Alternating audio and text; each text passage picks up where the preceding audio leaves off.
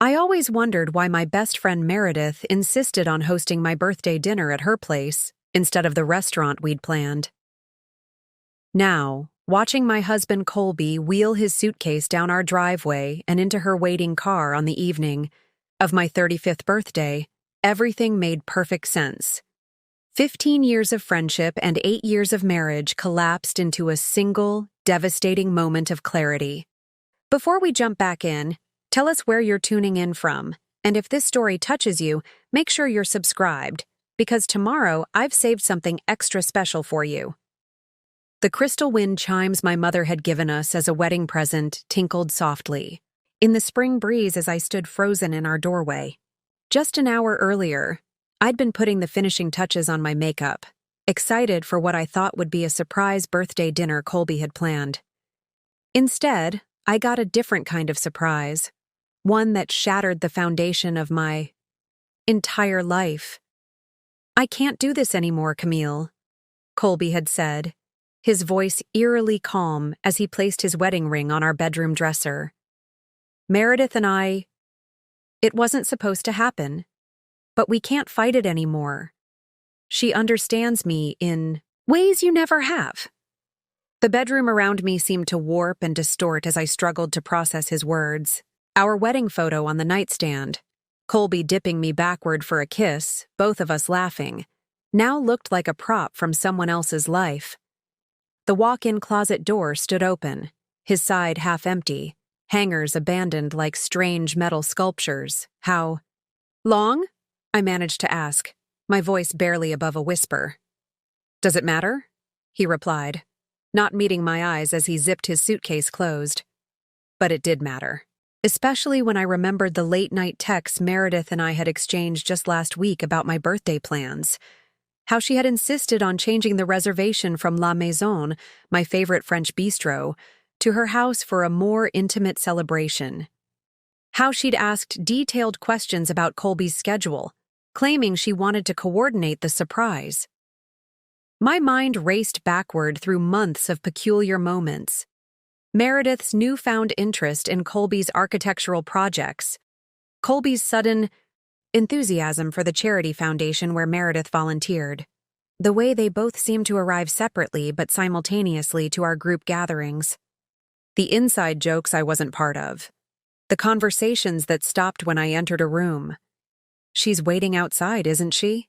I asked, a strange calm settling over me as the pieces locked into place. His hesitation told me everything before he nodded. Through the bedroom window, I could see her silver BMW idling at the curb, just out of view from our front door, close enough for a quick escape, far enough to maintain plausible deniability if any neighbors happened to be watching. Always calculating, always careful, that was Meredith. I followed him downstairs, watching as he gathered the last of his things, his favorite coffee mug, the leather-bound notebook I'd given him for Christmas, the vintage map of Paris we'd bought on our honeymoon. Each item he took was another small wound, each step toward the door, another fracture in the life we'd built. "You're really doing this today?" "On my birthday?" I asked, a spark of anger finally breaking through the numbness. He had the decency to look ashamed, if only for a moment. It wasn't planned this way, but Meredith thought, "Of course she did." I cut him off, my voice steady despite the hurricane raging inside me. "Because nothing says happy birthday like your husband leaving you for your best friend." The sunlight through our front door cast long shadows across the hardwood floors as he stood at the threshold, his tall frame silhouetted against the warm spring evening. Our neighbors across the street were watering their garden, oblivious to the collapse of my world. The Johnsons' kids rode bikes in circles on the sidewalk. Life continued its normal rhythm everywhere except in our home. "I'm sorry it ended this way," Colby said, his voice softer now. "You deserve better." "Yes," I replied simply. "I do." And then he was gone, walking down our brick pathway with his suitcase rolling behind him, heading toward Meredith's car. I watched as she stepped out briefly, her red dress catching the evening light, her blonde hair perfectly styled even for this moment of betrayal. They embraced, not even attempting to hide it now. Then they were both in her car, driving away from the wreckage they'd created. I closed the door slowly, turning to face our half-empty home. The silence was deafening. On the console table in the entryway, Colby had left his house key next to the birthday card he must have purchased before deciding to leave, still in its envelope, never signed. Next to it was his phone charger, forgotten in his haste. Small mercies, I thought bitterly. At least I wouldn't have to see them together at the dinner Meredith had planned. The dinner that now made sense, her elaborate scheme to announce their relationship to our friend group, using my birthday as their stage. I picked up my phone, seeing the notifications piling up. Messages from friends asking where I was, why I was late to my own birthday dinner. Photos from Meredith's house showing decorations and a cake with my name on it. Our mutual friends gathered, waiting for the guest of honor who would never arrive, and probably the dramatic announcement that would follow. I silenced my phone and walked to the kitchen. The refrigerator hummed softly as I opened it, staring blankly at the bottle of champagne Colby and I had been saving for tonight. Next to it was the chocolate mousse I'd made yesterday, his favorite dessert, my peace offering after a week of tension I had misinterpreted as work stress. With deliberate calm, I took the champagne and a single glass to our back patio. The garden lights came on automatically as dusk deepened, illuminating the flower beds we'd planted together last spring. I filled my glass and raised it in a silent toast to the empty chair across from me. "Happy birthday to me," I whispered as I sipped the champagne, too expensive to waste, too painful to share. My initial shock began to crystallize into something harder, something colder. In the quiet of my backyard, with crickets beginning their evening chorus, I made myself a promise. This wouldn't be the end of my story. It would be the beginning of something else entirely. My phone continued to vibrate inside. Undoubtedly, the drama was unfolding at Meredith's house. Perhaps Colby and Meredith were making their grand announcement to our friends even now. I imagined their practiced expressions of regret mixed with newfound joy, the careful narrative they'd constructed to cast themselves as star-crossed lovers rather than betrayers. I thought of our friends' reactions, the uncomfortable silence, the awkward glances, perhaps a few half-hearted attempts at congratulations. Christine would be furious on my behalf. She'd never particularly liked Meredith's performative perfectionism. Stephen and Emily would be caught in the middle, too kind, to express disapproval but too loyal to embrace the betrayal. Manuel would probably leave immediately, uncomfortable with emotional scenes of any kind. And Sienna, Meredith's younger sister and my friend by extension, would be in an impossible position, torn between family loyalty and basic decency. I wondered if anyone would leave the dinner in protest, or if social awkwardness would keep them all trapped in Meredith's immaculate dining room, eating the gourmet meal she'd undoubtedly prepared while my marriage was served up as the evening's main entertainment. As darkness settled completely over the garden, I finally allowed myself to feel the full weight of the betrayal. Not just Colby's, but Meredith's. My best friend since college, the maid of honor at my wedding, the person who had held my hand through my father's funeral and celebrated every professional achievement. The woman who knew all my insecurities, my hopes, my fears. She hadn't just taken my husband. She'd weaponized our friendship. I recalled all the confidences I'd shared with her over the years. Every argument with Colby, every moment of doubt or frustration in my marriage. All ammunition she could use to position herself as the solution to his discontent. All the times I'd unintentionally given her the blueprint to dismantle my relationship, piece by piece. The champagne bottle was half empty now, but I remained surprisingly clear-headed. This wasn't the kind of pain that could be dulled by alcohol. This was the kind that required complete awareness to process, to remember, to use. My preparing and narrating this story took us a lot of time, So if you are enjoying it, subscribe to our channel. It means a lot to us.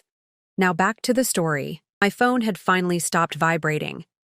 Either they'd made their announcement and the drama had subsided, or someone had finally noticed my absence and realized the cruelty of what was happening. Either way, the silence felt like another small betrayal. The ease with which my birthday celebration had apparently continued without me. I carried my glass inside and moved through the quiet house, turning on lights as I went. In my bedroom, I stared at the empty spaces Colby had left behind, his closet half bare, his nightstand cleared except for the lamp. In the bathroom, his toothbrush gone, his expensive shaving kit missing from the drawer. It was methodical, this leaving. Not impulsive at all. He'd been planning it, preparing for it, perhaps for weeks or months. And Meredith had helped him time it perfectly. On my birthday, when the emotional impact would be most devastating, when they could control the narrative, by having all our friends gathered to witness their new beginning. I sat on the edge of the bed, running my hand over his side of the mattress. 8 years of marriage, reduced to empty drawers and bare hangers. 8 years of building a life, together ended with a carefully orchestrated exit. But as I sat there in the half-empty bedroom, something unexpected began to stir beneath my grief and shock. Not just anger, though there was plenty of that, but something more focused, more purposeful. I thought of Meredith's calculated precision, of Colby's practiced speech, of their carefully timed departure. They thought they had scripted the perfect exit, designed for maximum drama and minimum consequences. They believed they had seized control of the narrative, leaving me as merely a supporting character in their love story, the discarded wife, the betrayed friend, a footnote in their journey toward happiness. They were wrong. I walked to my closet and pulled out a sleek leather notebook, a gift from a client I'd never used. Its blank pages seemed to offer a new beginning as I opened it on the desk by the window. Outside, the neighborhood had gone quiet, most houses dark except for the soft glow of television screens. Inside, I picked up a pen and began to write. At the top of the first page, I wrote 3 words: the next chapter. Because while Colby and Meredith might think they'd ended my story today, they'd actually just given me the opening line of a new one. And in this story, I would be the author, not a side character. In this story, the betrayed wife wouldn't cry herself to sleep or beg for explanations or fade quietly into the background. In this story, Camille Thompson would rise from the ashes of her birthday betrayal and show them both exactly what they'd underestimated. The morning after my birthday betrayal dawned with offensive cheerfulness. Sunlight streamed through the bedroom windows I'd forgotten to close. Birds chirped in the oak tree outside. And for one blissful moment before full consciousness hit, everything was normal. Then reality crashed back. I rolled over to face Colby's empty side of the bed, the indentation in his pillow already fading. My phone showed 47 missed calls and messages, most from last night, a few from this morning. I scrolled through them numbly, concerned texts from Christine and Emily, an awkwardly formal voicemail from Stephen, and a single message from Sienna that simply read, "I had no idea. I'm so sorry." Nothing from Colby. Nothing from Meredith. Our story hadn't begun with betrayal. That's what made their actions so devastating. They had destroyed something that had once been beautiful, genuine, whole. Colby and I had met 9 years ago at a charity fundraiser for the city's Historical Preservation Society. I was there representing my interior design firm, which specialized in restoring historical properties while maintaining their original character. He was the promising young architect whose modern designs somehow managed to complement rather than clash with classical structures. "You're the one who saved the Miller Mansion," he'd said when we were introduced, his blue eyes crinkling at the corners when he smiled. "I drove by it yesterday. That balustrade restoration is incredible." It wasn't the typical opening line I received at these events. where men usually commented on my dress or asked if I was enjoying the champagne. Colby had seen my work and recognized the passion behind it. By the end of the evening, we'd sketched potential renovations for an old theater on cocktail napkins and arranged to meet for coffee the following week. Our relationship evolved naturally, from professional admiration to friendship to romance. He proposed a year later on the rooftop garden of that same renovated theater, which had become our first joint project. "I want to build a life with you," he'd said, "one that combines the best of the past with possibilities for the future." And we had built that life, blending his architectural vision with my eye for historical detail. We bought a 1920s Craftsman bungalow in the Oak Hill neighborhood and spent 2 years restoring it to its original glory while carefully modernizing the infrastructure. The house became both our sanctuary and our showpiece. Clients and friends marveled at how we'd preserved its soul while making it functional for contemporary living. Meredith had been there through it all. She and I had met in college, bonding over late-night study sessions for our shared art history course. While I channeled my creative energy into interior design, she pursued museum curation before transitioning to nonprofit arts administration. She'd been a constant in my life through career changes, relationships, family celebrations, and tragedies. When I introduced her to Colby during our early dating phase, she'd pulled me aside at the end of the evening. "He's different from the others," she'd said with apparent sincerity. "He looks at you like you're the answer to a question he's been asking his whole life." She was my maid of honor at our wedding, delivering a toast that brought tears to everyone's eyes. "Some people search forever for their perfect complement," she'd said, raising her glass. "Camille and Colby found that rare harmony where two distinct visions create something more beautiful together than either could alone." The irony of those words now felt like acid in my throat. Our marriage hadn't been perfect. No relationship is. But it had been solid. Or so I thought. We weathered the normal stresses, demanding clients, financial decisions, whether to start a family. We'd been trying for a baby for the past year without success, a private struggle that had admittedly created some tension. I'd confided my fears to Meredith over countless coffee dates. Was it my fault? Was Colby growing resentful? Was something wrong with me? She'd been so supportive, so understanding. "These challenges can either break a marriage or make it stronger," she'd advised. "Give Colby space when he needs it. Men process disappointment differently." Had she been creating that space deliberately, widening it until she could step into the gap? I forced myself out of bed and into the shower, letting hot water cascade over me as I tried to wash away the hollow feeling in my chest. In the bathroom, mirror. I hardly recognized myself. Eyes puffy from sporadic crying, complexion pale, hair tangled. This woman looked like a victim. I refused to be one. After dressing in jeans and a simple blouse, I made coffee and carried it to the home office. Colby and I had shared. My half was meticulously organized with fabric samples, color palettes, and client folders. His half now sat partially empty, his laptop gone, some reference books missing. But his drafting table remained, too large to take in a hasty exit. His architectural awards still lined the shelf above it. I sat at my desk and opened my laptop, ignoring the social media notifications that had accumulated overnight. Instead, I opened our joint accounts: banking, credit cards, investment portfolio, cloud storage for home documents. Colby and I had always been transparent with our finances, maintaining both joint and individual accounts. My business operated separately from our personal finances, but we'd combined resources for major investments and household expenses.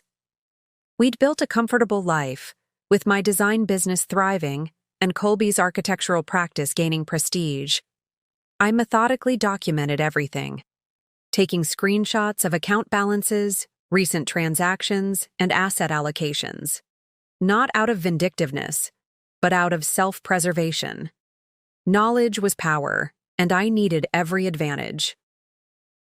A text notification interrupted my inventory.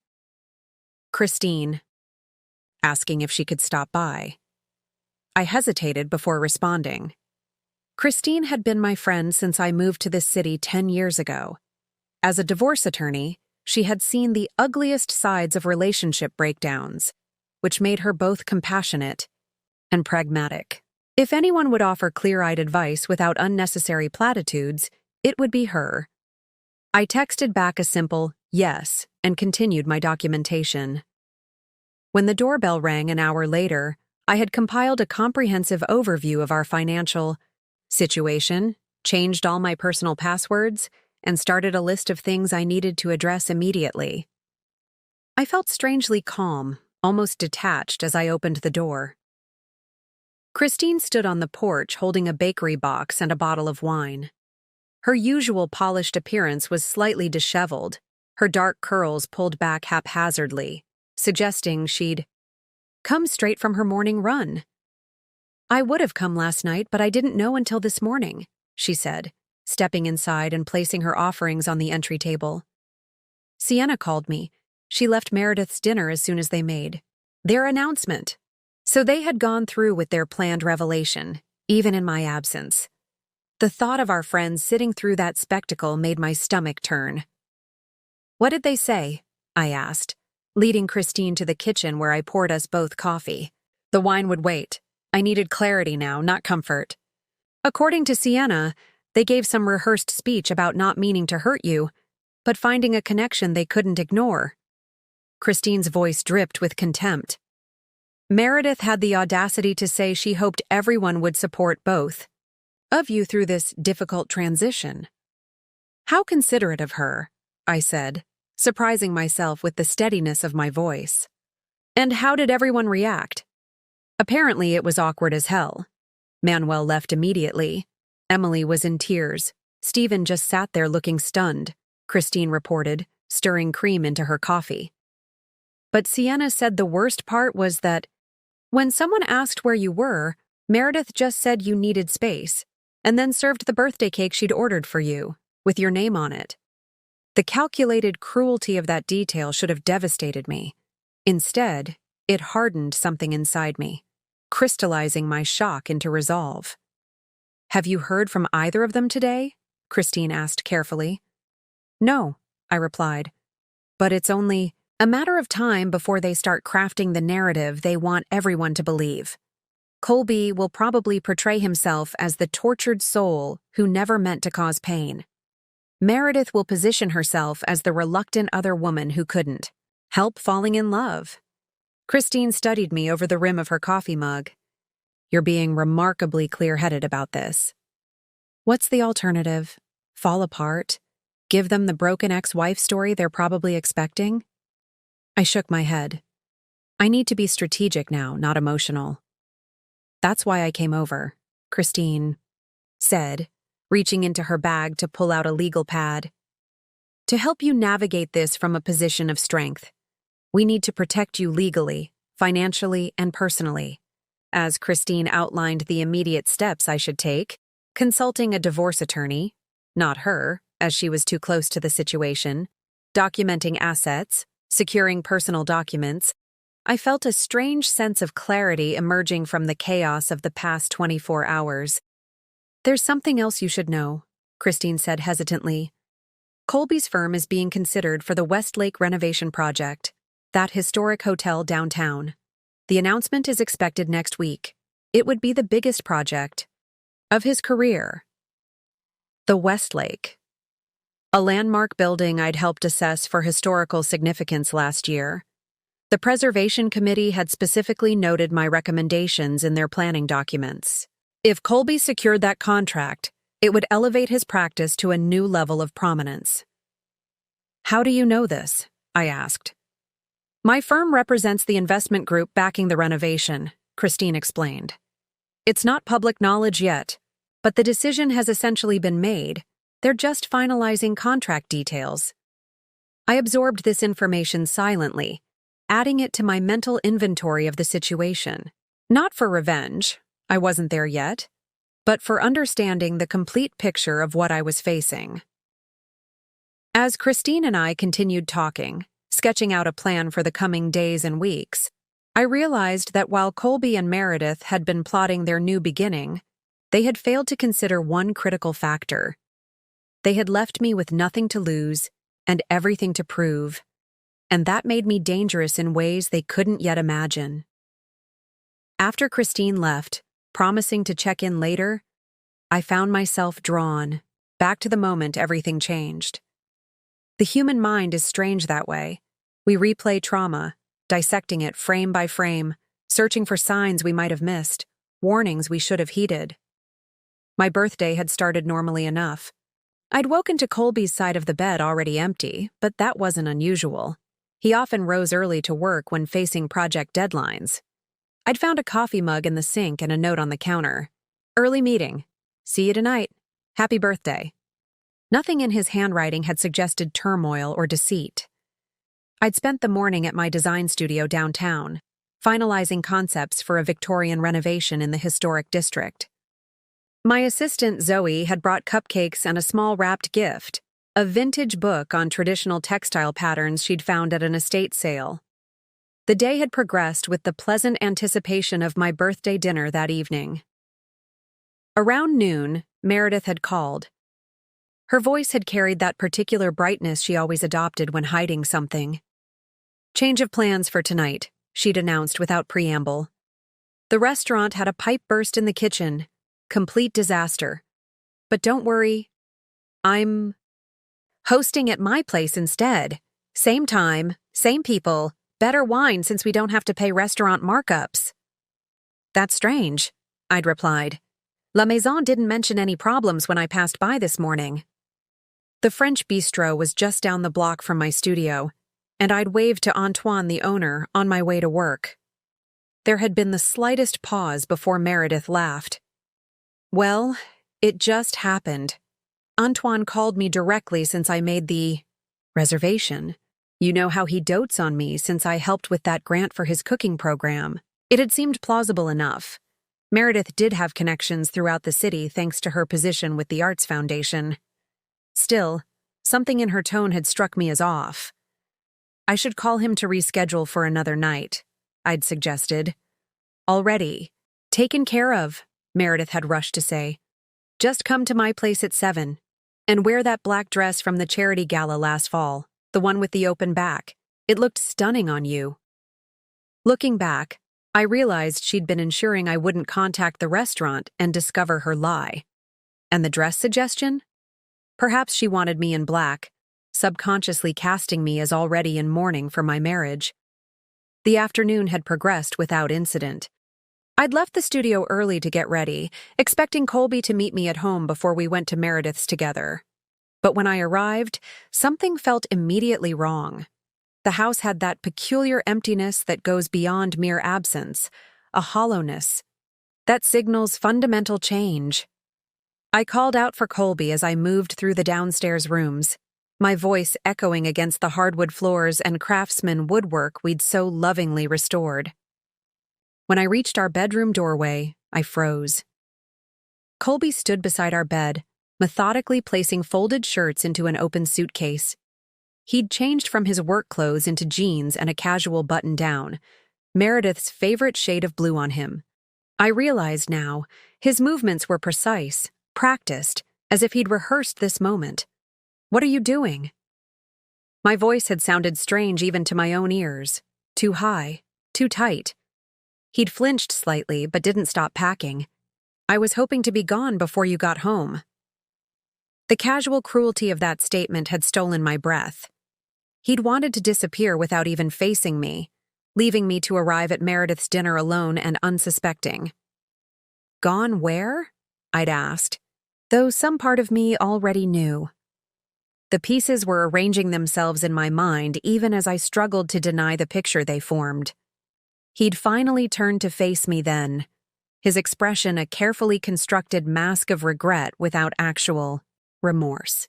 Camille, we need to talk. Such an ordinary phrase for such an extraordinary betrayal. About what?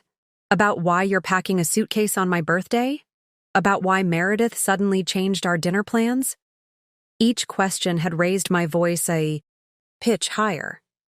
about why my husband is leaving without even having the courage to tell me to my face. His composure had slipped then, a flash of guilt crossing his features before he recovered. This isn't how I wanted to do this. Well, I'm sorry if my unexpected arrival home has inconvenienced your desertion schedule. I'd snapped, anger momentarily, overpowering shock.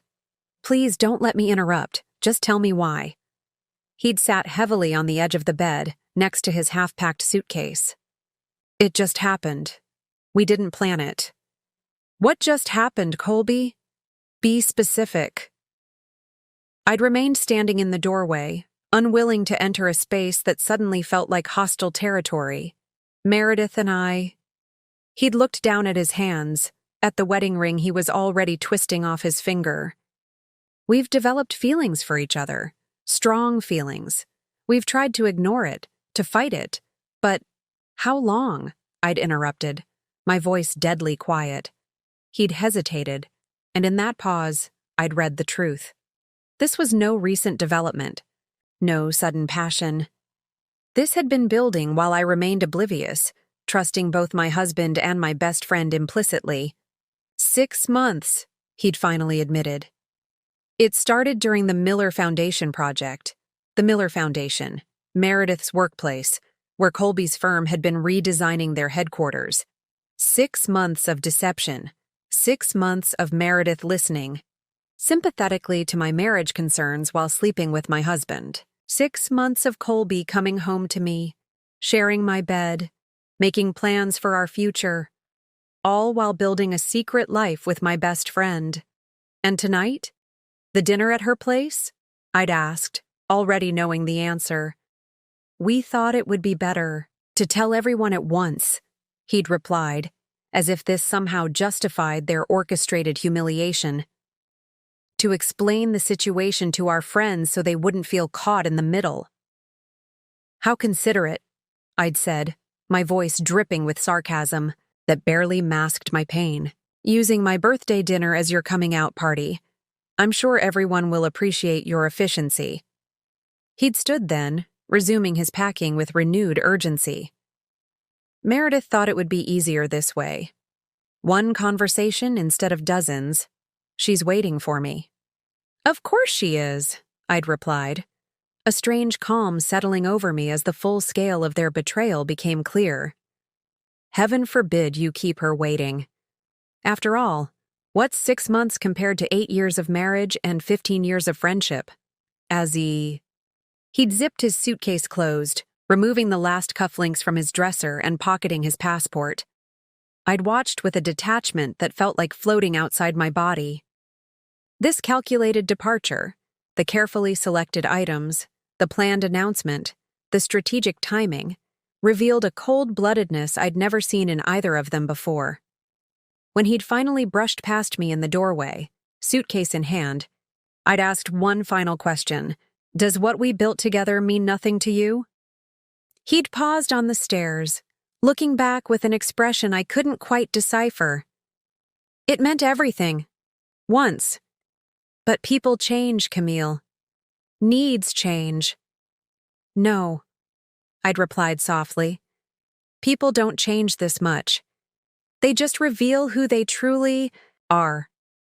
I'd followed him downstairs, watching as he gathered the last few items, his keys, though he removed our house key from the ring, his favorite leather portfolio, the vintage watch his grandfather had left him. Each object carefully chosen, each movement deliberate. And then he was gone, walking down our front path toward Meredith's waiting car, leaving me standing in the doorway of the life we'd built together. A life that had just been revealed as an elaborate facade. By the morning after my birthday, my phone had become an instrument of torture. Each notification brought another piece of the public spectacle my private pain had become. I scrolled through the messages over coffee, reconstructing the events at Meredith's dinner through the fragmented accounts of friends who'd been present. Emily had sent a series of increasingly concerned texts, starting with, "Where are you? Everyone's here," and ending with, "I'm so sorry, Camille. This is horrible. Call me when you can." Manuel's blunt message simply read, "What they did was unforgivable. I left immediately. Here if you need anything." Stephen, always diplomatic to a fault, had written, "Difficult situation for everyone. Let me know if you want to talk." His careful neutrality felt like another small betrayal. The most revealing messages came from Sienna, who documented the evening's events with the detailed precision of someone who knew I'd need to understand exactly what had happened. Meredith kept checking her watch and making excuses for why we should wait to eat. Her first message read, "Now I understand she was waiting for Colby." According to Sienna, when Colby had finally arrived, alone, there had been confused questions about my whereabouts. Meredith had smoothly intercepted, suggesting I needed some space and that they should proceed with dinner. The meal had progressed with uncomfortable small talk until dessert, when Meredith had clinked her glass for attention. They stood together like they were announcing an engagement, Sienna had written. Meredith did most of the talking about how they never meant for this to happen, how they'd fought their feelings, how sometimes life surprises you with what you really need. Colby just stood there looking solemn and nodding. The reactions had been mixed. Some friends sat in stunned silence. Christine had apparently gathered her things and left without a word. Manuel had called them both disgusting before walking out. Others had remained, trapped by social awkwardness and the half-eaten meals in front of them. The most surreal detail, after their announcement, Meredith had brought out my birthday cake, my name written in elegant script across chocolate ganache, and insisted everyone sing happy birthday, despite my absence. To honor Camille in this difficult transition, she'd said, as if my displacement from my own marriage was something to be celebrated alongside my birth. I put my phone down, nauseated. The calculated performance of it all, the timing, the script, the cake, revealed a coldness I hadn't known existed in either of them. My solitude ended abruptly when Zoe, my assistant, called. "I'm sorry to bother you, but there's a situation at the studio," she said, her usually calm voice tinged with anxiety. "The Harrison clients are here for their 10 a.m. and, well, they've heard about Colby. They're asking questions about how your personal situation might affect their project." Timeline. My heart sank. The Harristons represented my largest current contract, a complete restoration of their Victorian mansion that would be featured in Architectural Digest upon completion. The project required close coordination with Colby's firm for structural elements, a collaboration we'd highlighted when securing the contract. "Tell them I'll be there in 30 minutes, I replied, already moving toward the shower. I couldn't hide in my house forever, and I refused to let Colby's actions jeopardize my professional reputation. 40 minutes later, I walked into my design studio wearing a structured navy dress, hair pulled back in a sleek chignon, makeup carefully applied to conceal my sleepless night. Nothing in my appearance betrayed the emotional earthquake of the past 24 hours. The Harristons, Margaret and Thomas, looked up from the portfolio they were reviewing, their expressions a mix of curiosity and concern. I'd known them for nearly a year, working closely with Margaret on every detail of their home's restoration. "Camille," Margaret began awkwardly, "we're so sorry to hear about your situation." I met her gaze directly. "Thank you for your concern. I understand. You have questions about your project." Thomas shifted uncomfortably. "We just want to ensure there won't be complications with the architectural elements, given your, personal circumstances with Mr. Thompson." "My personal circumstances have no bearing on my professional commitments," I replied evenly. "The structural plans are already finalized and approved. My team and I will continue to deliver exactly what we promised, on schedule." "And Colby's firm?" Margaret pressed. "We heard rumors he might be leaving the city for a position in Boston, something Meredith Parker arranged through her foundation connections." This was news to me, Boston, but I didn't let my surprise show. Mr. Thompson's professional decisions are his own. If his firm is unable to fulfill their contractual obligations, I'll personally ensure another architect of equal caliber takes over the structural elements. Your home will not suffer because of any changes in personnel. My calm professionalism seemed to reassure them. By the end of our meeting, we were reviewing fabric samples for the master bedroom as if nothing had changed. When they left, Margaret squeezed my hand and murmured, "You're handling this with remarkable grace." If only she knew the coldness that had settled in my chest, the calculations already running through my mind. The next test came at lunch, when I forced myself to go to Luciano's, the cafe where our professional circle regularly gathered. I needed to be seen, to establish the narrative of a woman unbroken by betrayal. The restaurant fell into a hush when I entered. I spotted two of Colby's colleagues at a corner table, their eyes widening before they quickly looked away. Near the window, a group of women from Meredith's foundation froze mid-conversation, and at a center table sat Curtis Warren, Colby's business partner, dining with Eleanor Blackwood, the city's premier real estate developer and a major client of their firm. I walked directly to the hostess stand, requesting a table as if nothing were amiss. The young woman, clearly aware of the tension in the room, led me to a table directly in Eleanor's line of sight. Perfect. I ordered a salad I had no intention of eating and opened my tablet to review design plans, aware of the stolen glances and whispered conversations around me. The performance of normalcy required every ounce of my self-control, but I refused to give them the satisfaction of seeing me crumble. Halfway through my meal, Curtis approached my table, his expression a carefully neutral mask. "Camille," he began, his voice low. "I just wanted to say I had no idea about Colby and Meredith. None of us at the firm did. I doubted that was entirely true.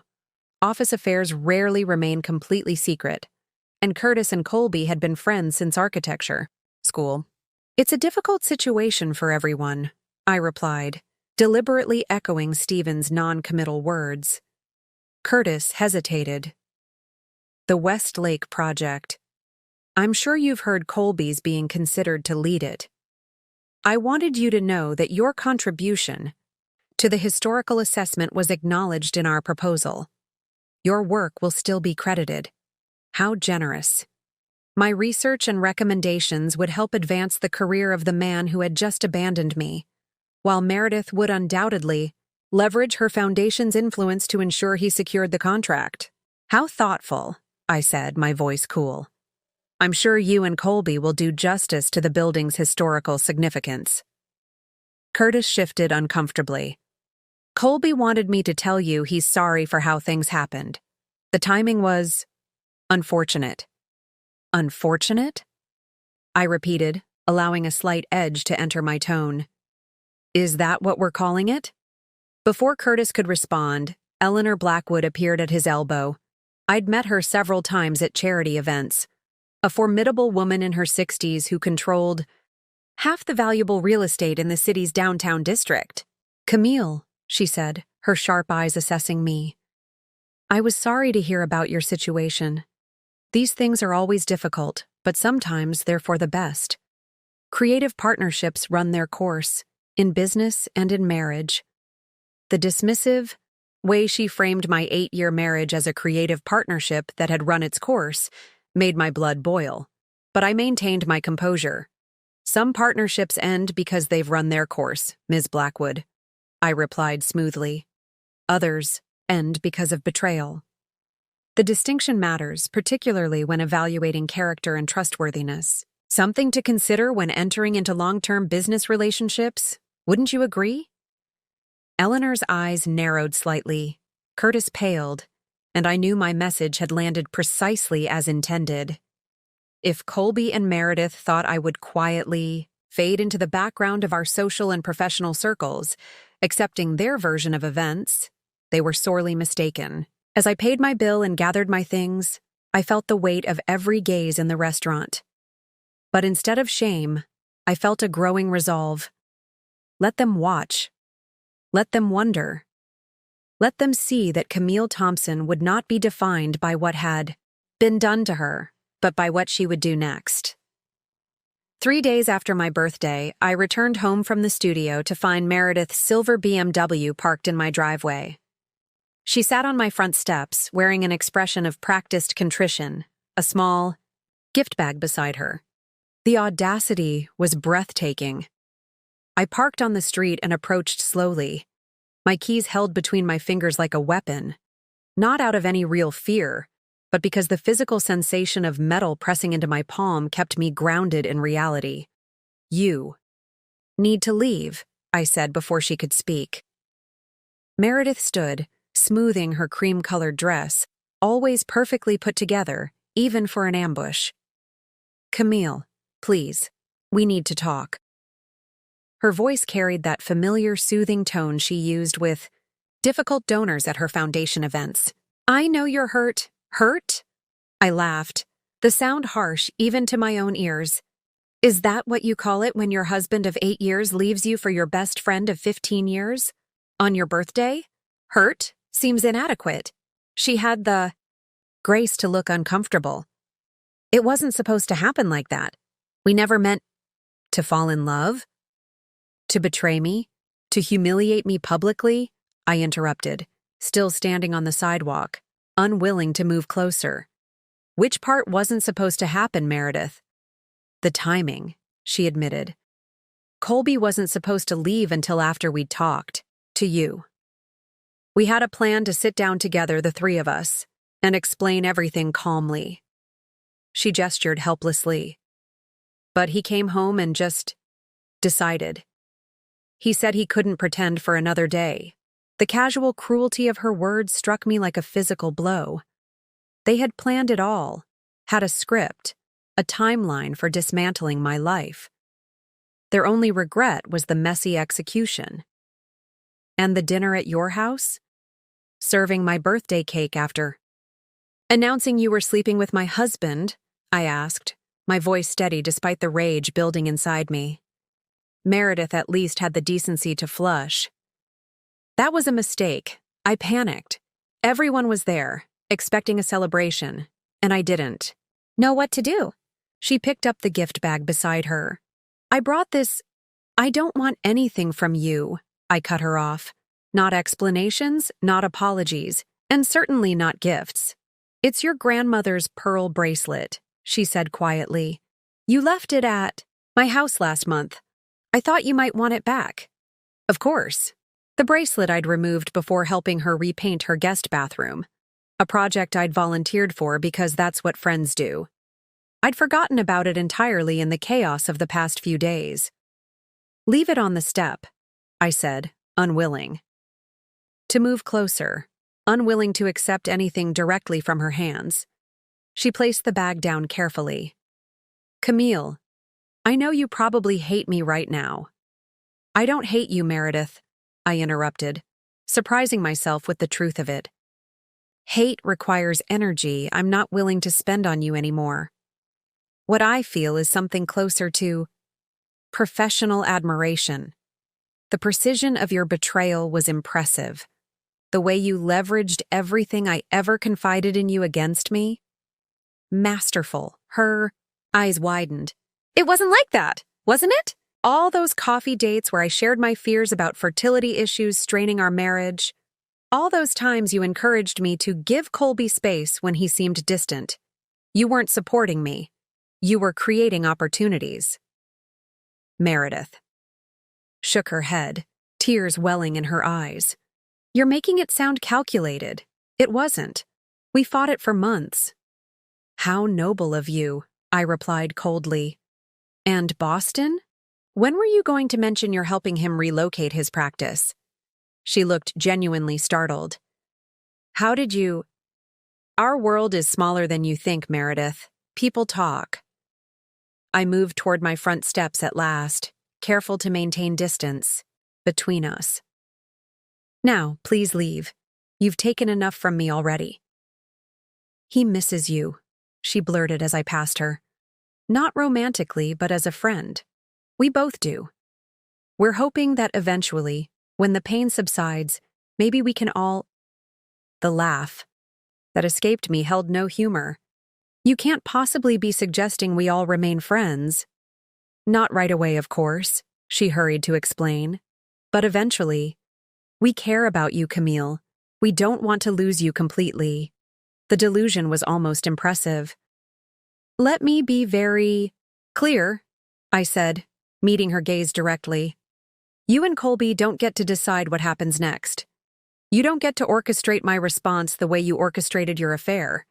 You don't get to ease your guilt by maintaining some twisted friendship. You've made your choice, now live with it. I unlocked my front door and stepped inside without looking back, closing it firmly on her protests. Through the window, I watched her stand uncertainly for a moment before returning to her car. Only when she'd driven away did I retrieve the gift bag from the step, extracting my grandmother's bracelet and discarding the bag and its tissue paper in the outdoor trash. Inside, I leaned against the closed door, the pearl bracelet cool against my palm. The confrontation had left me shaking, but not with grief or weakness, with the electric current of reclaimed power. I moved to my home office and opened my laptop, my encounter with Meredith crystallizing something I'd been considering since my conversation with Eleanor Blackwood. If Boston was indeed their destination, I needed to understand exactly what that meant for my professional and financial security. A quick search confirmed what Eleanor had hinted. The Boston Heritage Foundation, a sister organization to Meredith's current employer, had recently announced a major architectural initiative to revitalize historical properties in the city's downtown. The kind of project that would be perfect for an architect with Colby's expertise in blending modern functionality with historical preservation. The kind of project Meredith, with her extensive foundation connections, could easily have arranged. For him, I dug deeper, following digital breadcrumbs through professional networks and industry publications. An hour later, I had confirmation. Colby's firm had been shortlisted for the Boston project, with the final decision expected next month. The timing aligned perfectly with the Westlake announcement here. He'd secure both contracts, establish his reputation on the Westlake renovation, then transition to Boston for the larger, more prestigious project. A clean professional exit to match his personal one. I sat back, absorbing the implications. Colby wouldn't just be leaving me. He'd be leaving our city, taking his half of our shared professional network and client base with him. The convenient distance would spare him, the messiness of seeing me at industry events or running into mutual friends. Meredith would transition to the Boston Foundation's board, leveraging her successful fundraising record for a step up the professional ladder. They'd create a new life together, unburdened by the wreckage they'd left behind. Unless I did something about it. I opened a new document and began typing, creating a detailed timeline of events and connections, not out of vindictiveness, but out of strategic necessity. I needed to understand exactly what I was facing and what leverage I might have. By midnight, my initial anger had crystallized into something more focused, more purposeful. I now had clarity about what Colby and Meredith had taken from me. My marriage, my closest friendship, my sense of security, potentially part of my professional network.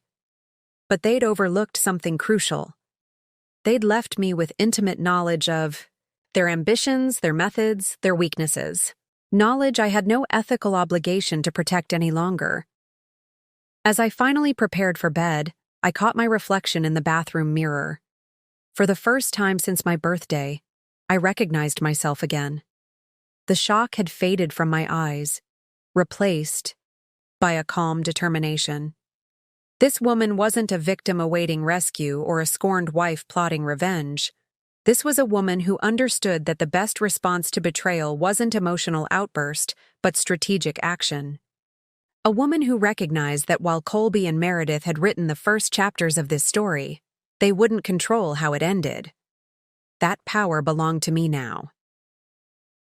The morning after Meredith's unwelcome visit, I made a decision.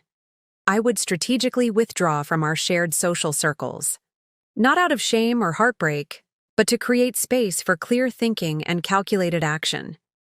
I needed distance from the whispers, the pitying glances, and the endless questions. Most importantly, I needed Colby and Meredith to believe they'd won completely, that I was too devastated to fight back. I called Zoe at the studio and explained that I'd be working from home for the next few days. Reschedule all non-essential meetings.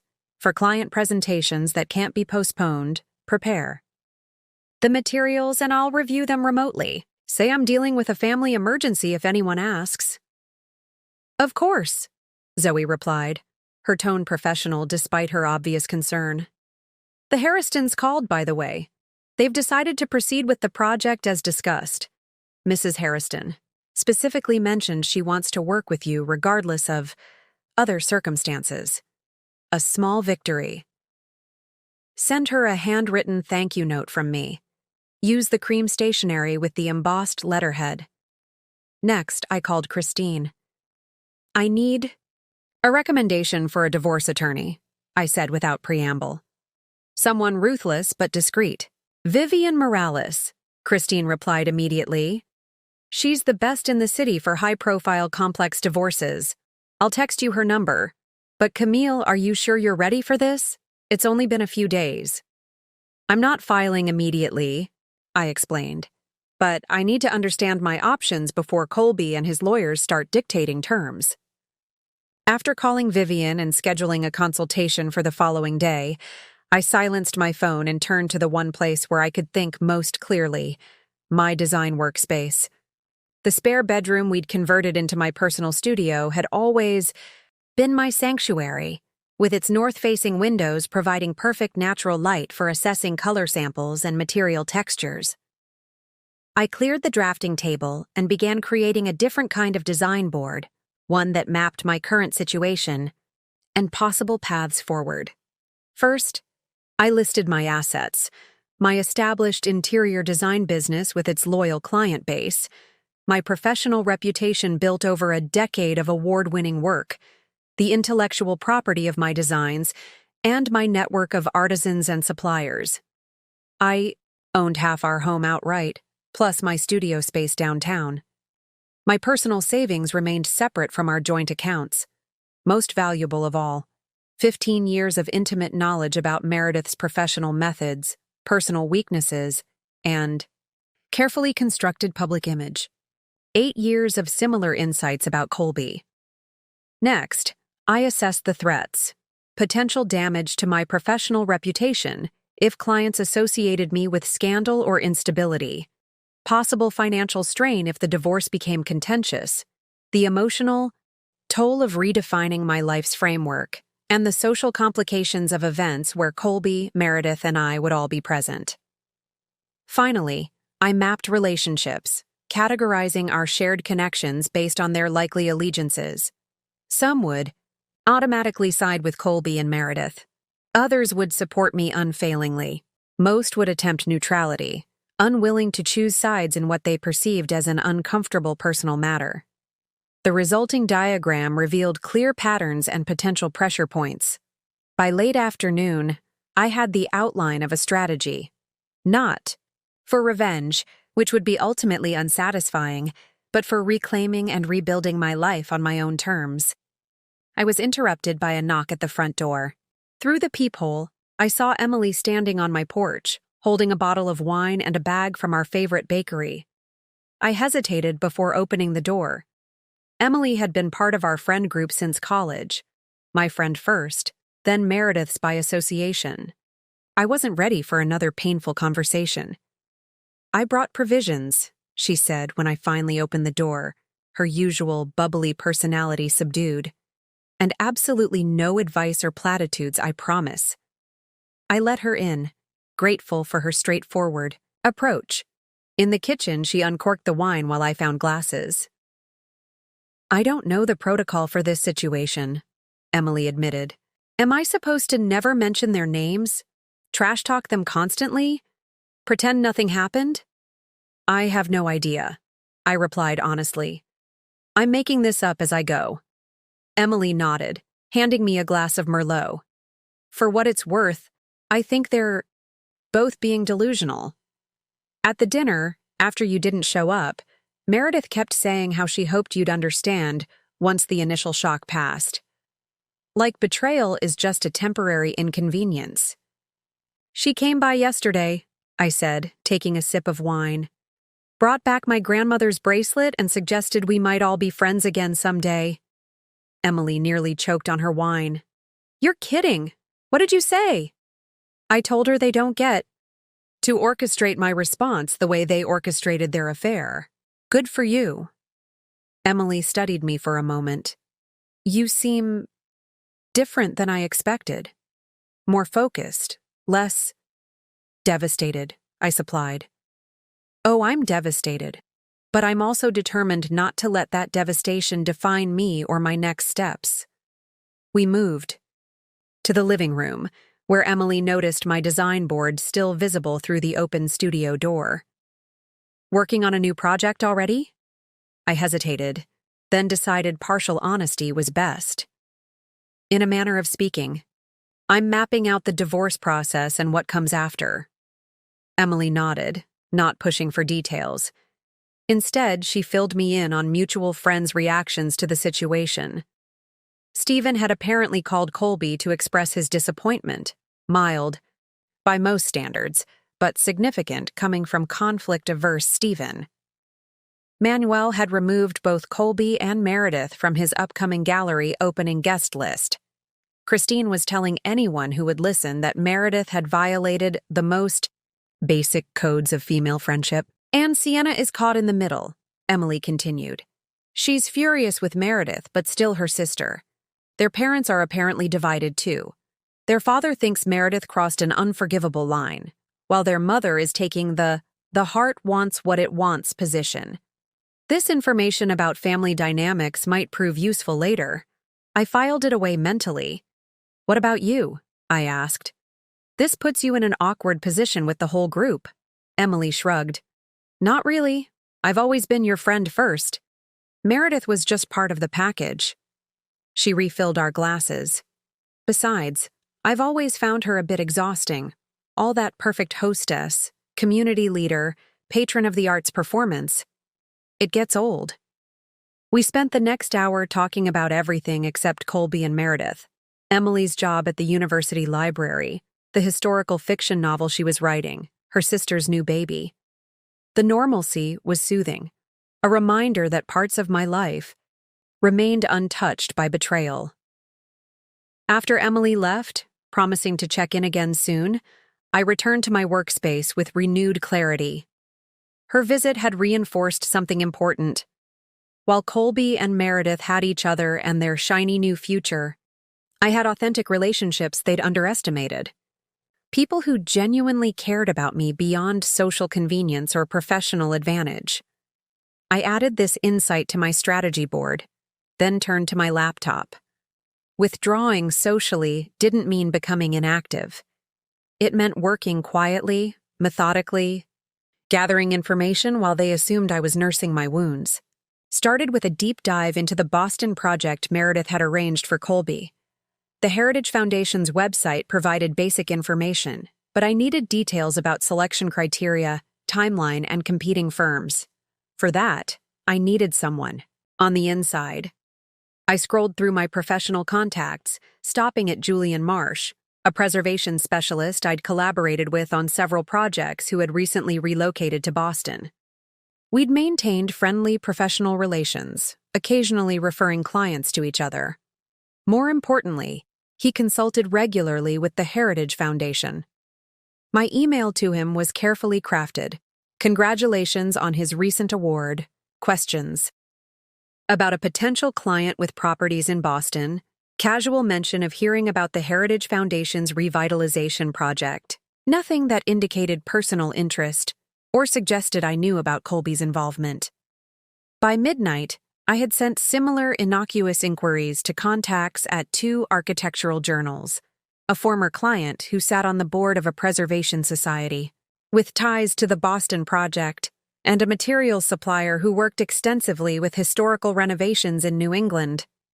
Each message was framed as routine professional networking. None mentioned Colby or Meredith. All were designed to gather pieces of a puzzle they didn't know I was assembling.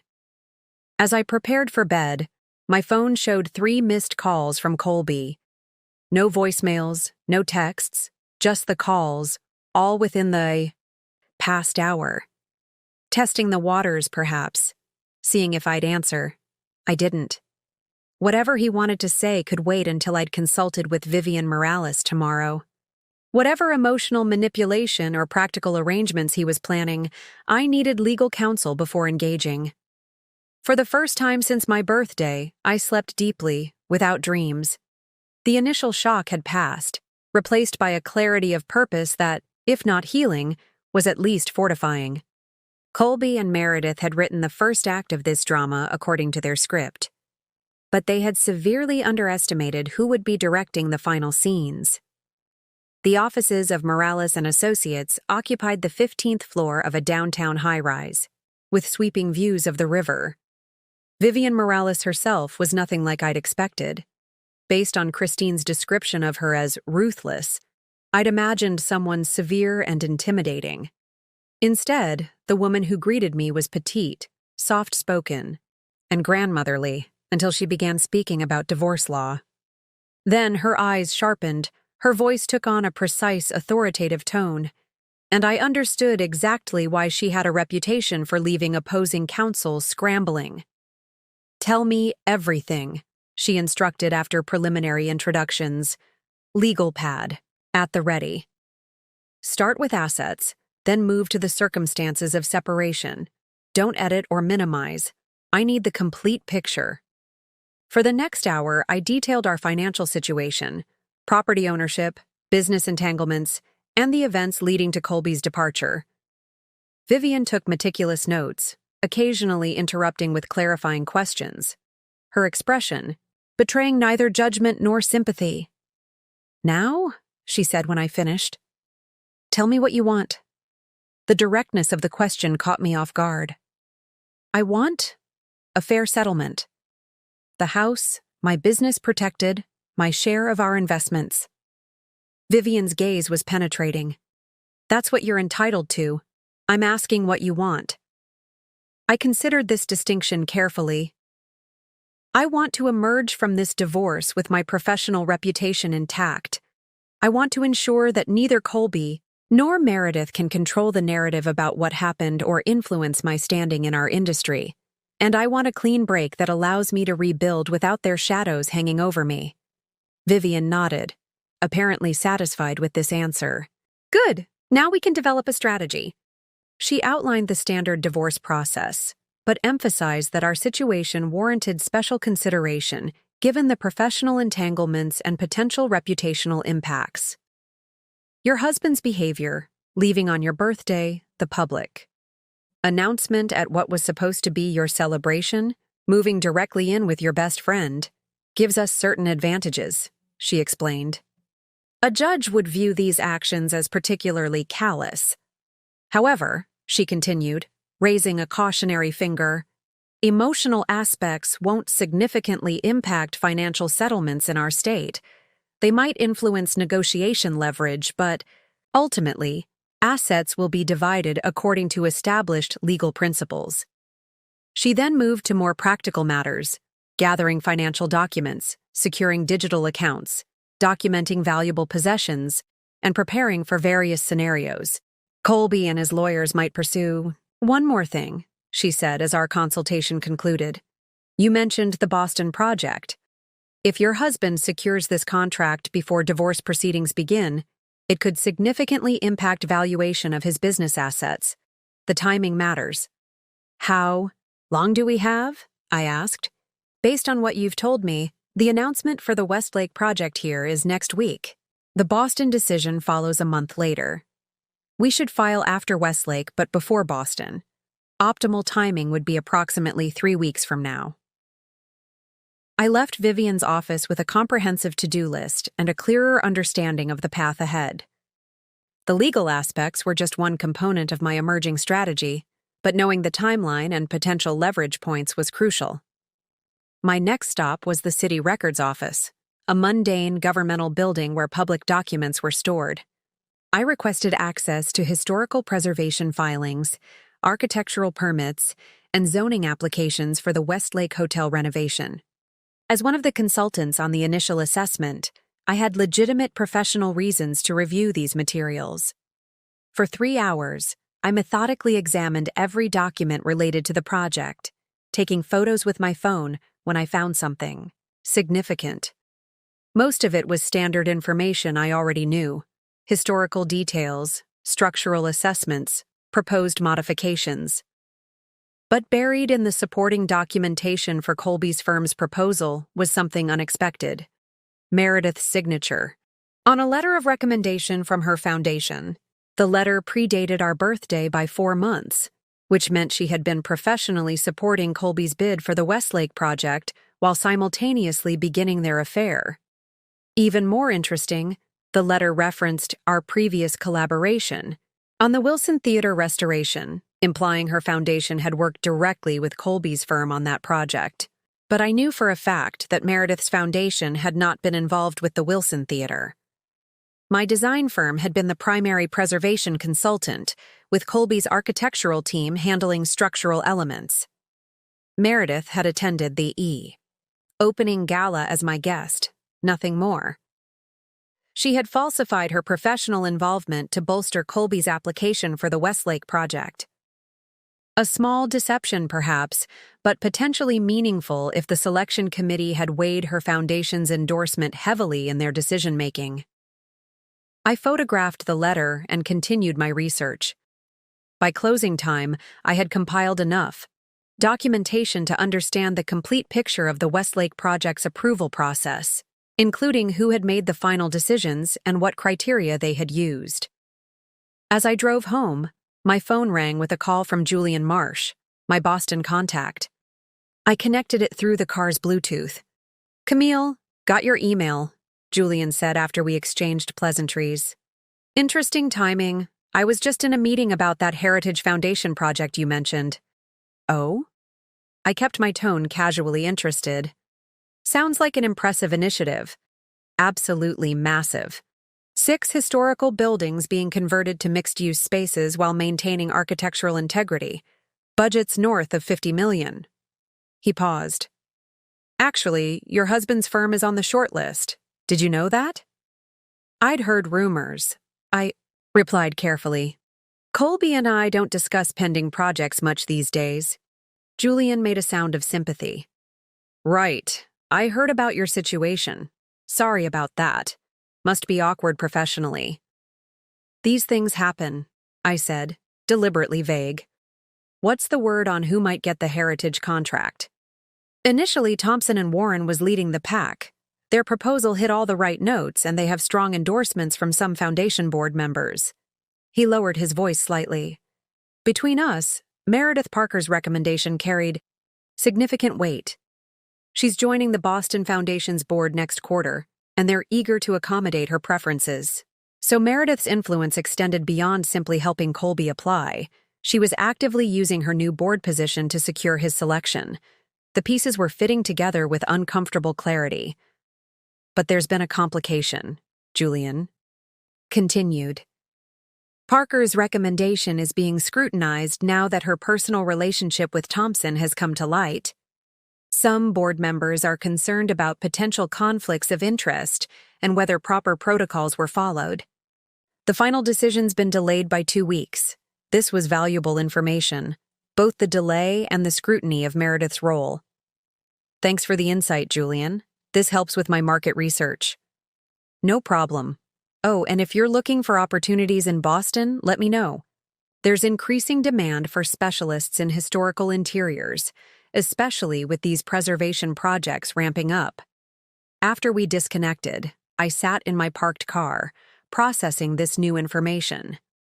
The Boston Heritage Foundation was questioning Meredith's recommendation now that her relationship with Colby was public knowledge. This created both opportunity and urgency, a narrow window where their professional plans remained vulnerable. By the time I entered my house, I had received responses from 2 other contacts, each providing additional pieces of the puzzle. The architecture journal editor confirmed that Colby was already being profiled for their Designers on the Move feature, highlighting his transition to the Boston market. My Preservation Society contact mentioned hearing about ethical concerns regarding the selection process for the Heritage Project.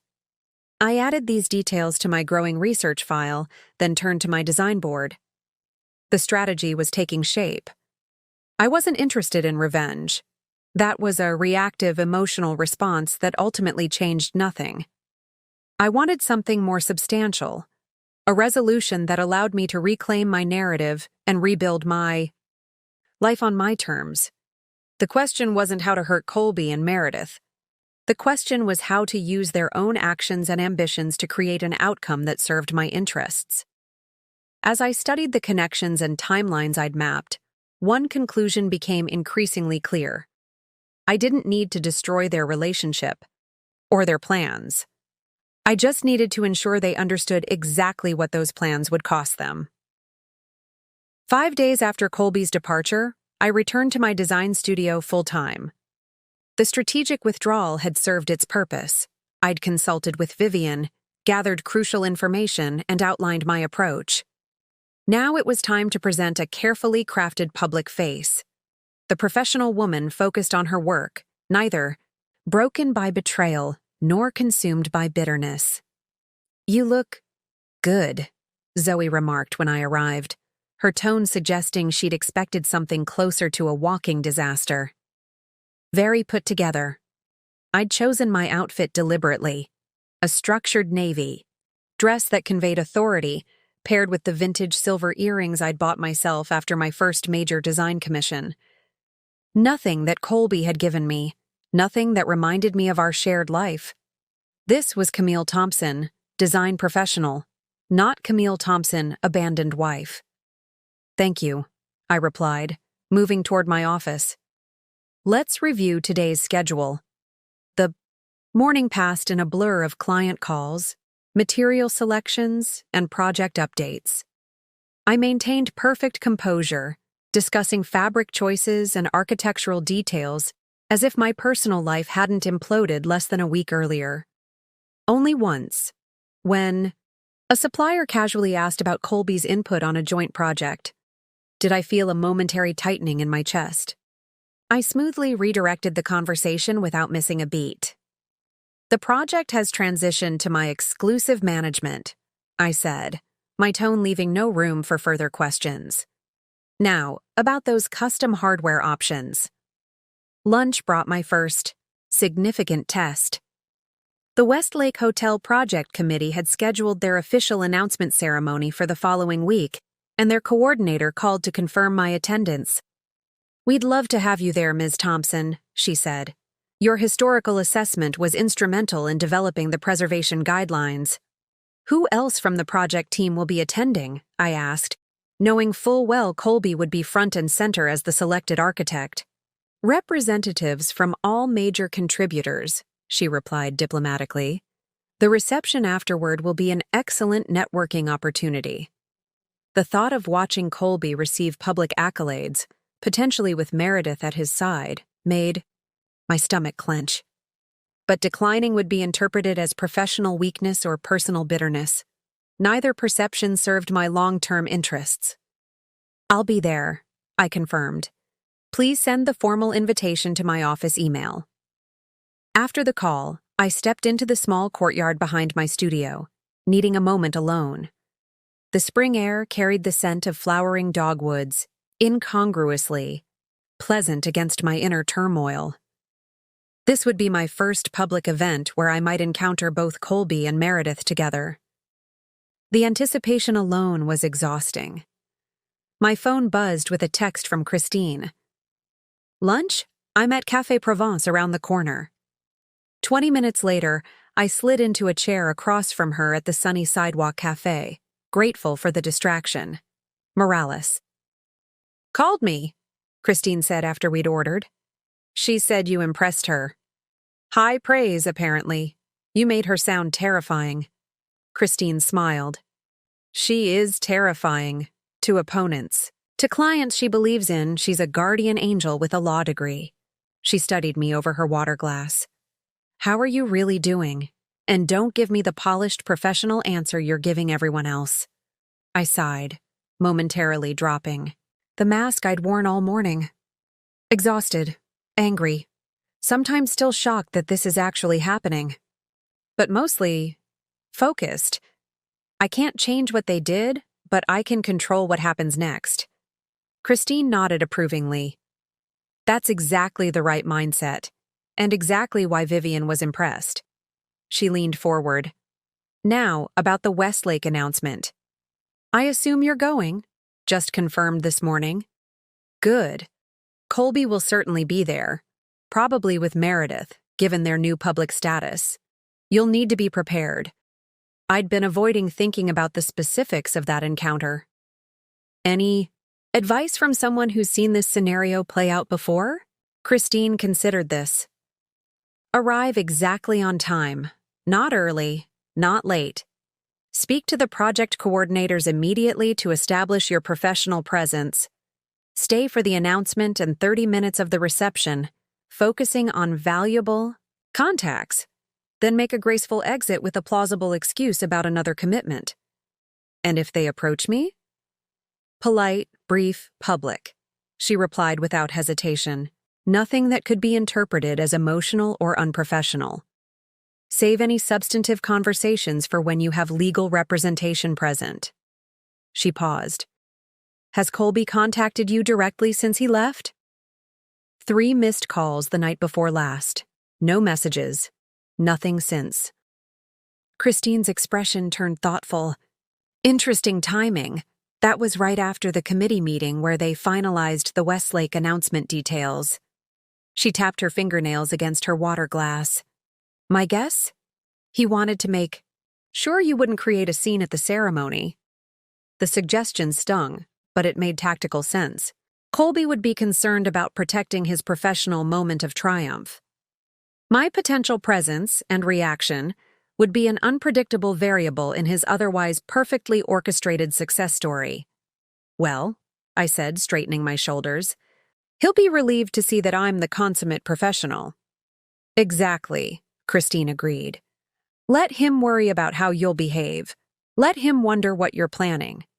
The uncertainty alone will be uncomfortable for someone as controlling as Colby.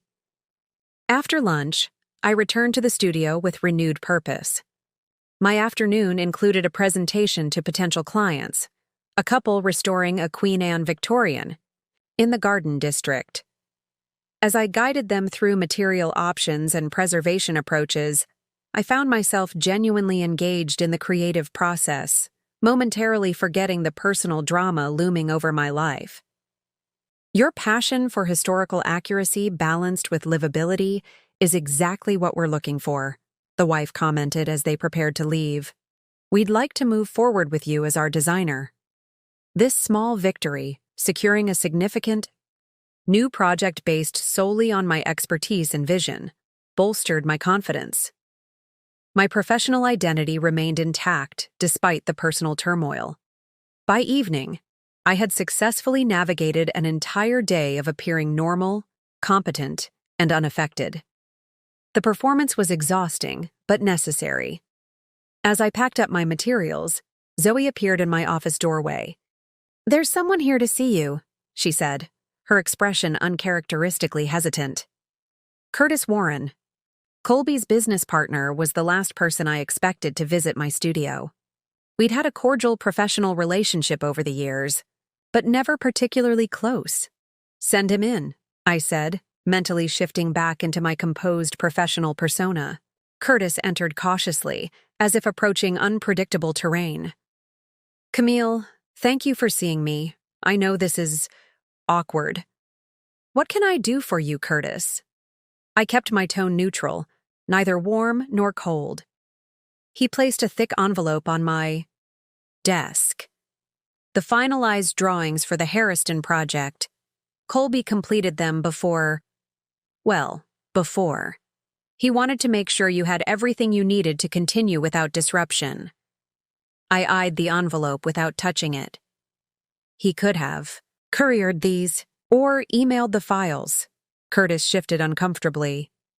He thought a personal delivery would be more appropriate. He wanted me to tell you that he's committed to fulfilling all professional obligations despite the personal situation.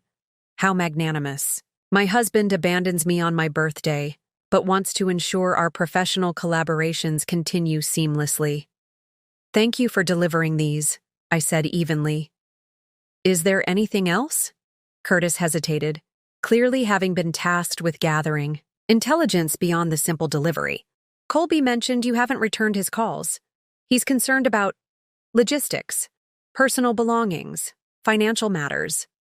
My attorney will be in touch regarding those issues, I replied, the practiced line rolling off my tongue as Vivian had advised.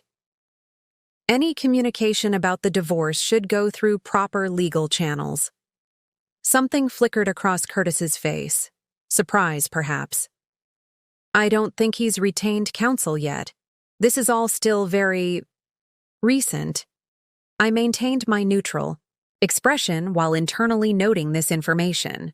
Colby hadn't hired a divorce attorney yet. Either he was preoccupied with the Westlake and Boston projects, or he was hoping to handle our separation more informally. Either way, it confirmed Vivian's advice about timing. Nevertheless, that's my preference moving forward, I stated firmly. Will you be attending the Westlake announcement next week? The abrupt subject change caught him off guard. Yes, of course. The entire firm will be there. It's a significant achievement for us. Indeed. I'll see you there then. Curtis looked momentarily alarmed. You're attending? My historical assessment was part of the foundation for the entire project, I reminded him. The committee specifically requested my presence. Right, of course. He backed toward the door. Well, good night, Camille. And I'm sorry about everything. For what it's worth, the situation at the office has been tense. Not everyone approves of how things were handled. After he left, I waited several minutes before opening the envelope. Inside were indeed the Harriston project drawings, meticulously detailed in Colby's distinctive style. But they weren't the only contents. A smaller envelope had been tucked between the large drawing sheets, my name written in Colby's handwriting. I stared at it for a long moment, then placed it in my desk drawer without opening it. Whatever Colby had to say could wait until I was prepared to hear it on my terms, not his. As I drove home, I reflected on the day's performances, mine and others. I had presented the image of professional composure. Curtis had played the awkward but well-meaning messenger. And somewhere across town, Colby was undoubtedly casting himself as the conscientious professional, despite personal complications. Everyone was performing their chosen role in this drama. The difference was that I alone understood it was a performance. They still believed in the parts they were playing, and that gave me an advantage I intended to use. The weekend before the Westlake announcement arrived with unexpected sunshine after days of spring rain. I'd planned to spend it reviewing client proposals and preparing for the week ahead, but Christine called Saturday morning with different ideas. We're having brunch at Riverfront Terrace, she announced without preamble. You, me, and Emily. No discussion. I started to protest, but Christine cut me off. You've been holed up working for days. A few hours of normal social interaction won't derail your strategic planning. She was right, of course. I'd been isolating myself, using work as both shield and sword. Some semblance of normal life would help maintain my mental equilibrium. Riverfront Terrace was an upscale cafe overlooking the city's waterfront promenade, popular with the weekend brunch crowd. As I approached our reserved table, on the patio, I spotted Christine and Emily already sharing a carafe of mimosas. You look fantastic, Emily exclaimed as I sat down.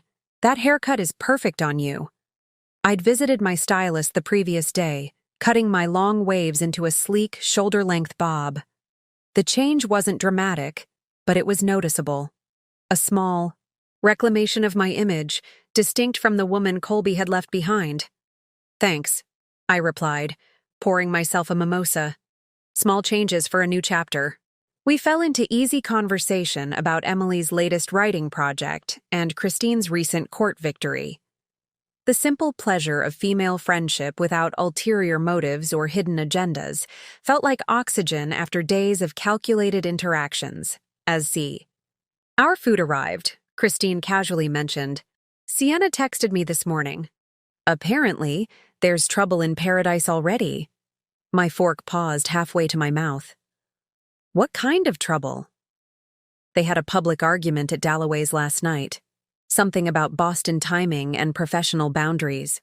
Meredith stormed out, and Colby sat alone at the bar looking miserable for an hour afterward. Dalloway's was an upscale restaurant frequented by the city's professional elite, exactly the kind of place Meredith would choose to showcase their relationship. The fact that they'd argued there, where they might be observed by colleagues and competitors, was telling. Interesting, I said, resuming my meal with feigned casualness. But not surprising.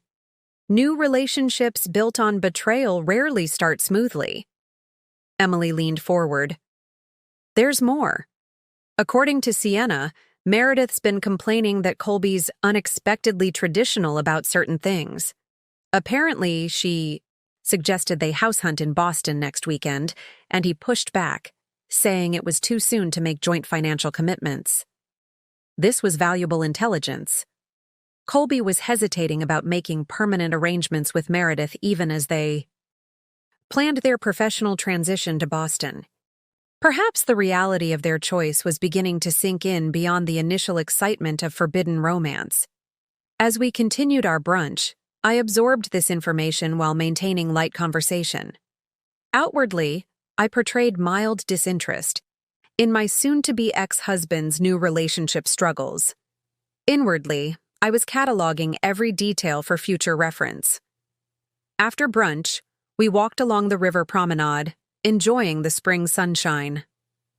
I was about to suggest visiting a nearby art installation when Christine subtly touched my arm, directing my attention across the walking path.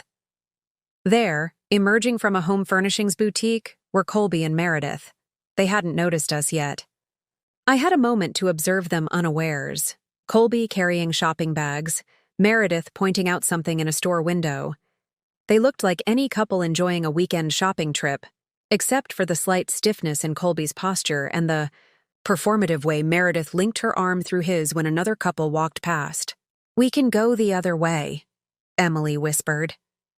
"No need," I replied calmly. This was inevitable. Meredith spotted us first.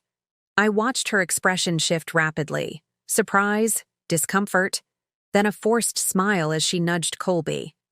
When he turned and saw me, he seemed to freeze momentarily before regaining his composure. We converged on the walking path, that peculiar collision of people who know each other intimately, yet suddenly find themselves strangers. "Camille," Meredith greeted with artificial brightness. "You look wonderful. I love the new haircut." "Thank you," I replied, my tone pleasant but distant. Colby looked less certain of his script. "How are you?" he asked, his voice carrying genuine concern that grated on my nerves more than Meredith's fake cheer. "Busy with work," I answered. "The Harriston project is moving forward nicely. Thank you for sending the drawings through Curtis." His eyes flickered briefly to my purse, where he perhaps wondered if I carried his unread note. "Good. That's good. Did you have a chance to—" "We're actually running late for an appointment," Christine interrupted smoothly. "Nice to see you both." The lie was transparent but effective. We continued past them, maintaining our pace until we turned a corner onto a side street. "Well, that was awkward," Emily exhaled once we were out of earshot. "But informative," I noted. "Did you see the shopping bags? From Maison Blanc, they sell high-end kitchenware and table linens." Christine raised an eyebrow. "Nesting already?" "Exactly. Despite their apparent argument about Boston house hunting being too soon, they're shopping for domestic items. Meredith's establishing their couplehood through material possessions. You noticed all that in a 30-second interaction?" Emily looked impressed. I spent 8 years with Colby and 15 with Meredith. I know their patterns. I glanced back toward the promenade. Colby hates shopping on weekends. Too crowded, he always said. Yet there he was, carrying her bags on a Saturday afternoon. He's trying to prove himself to her. As we continued our afternoon, eventually parting ways with promises to check in, before the Westlake event, I found myself reflecting on that brief encounter. Beyond the awkwardness and pain lay valuable insights about their relationship dynamic. Meredith had been performing. The affectionate touches, the exaggerated friendliness, all designed to project an image of happy new love. Colby had seemed less comfortable, his concern about my well-being perhaps genuine but also self-serving, a way to ease his own guilt. Most telling was what wasn't said or done. Neither had mentioned Boston directly. Meredith hadn't referenced their plan to announce their relationship at my birthday dinner.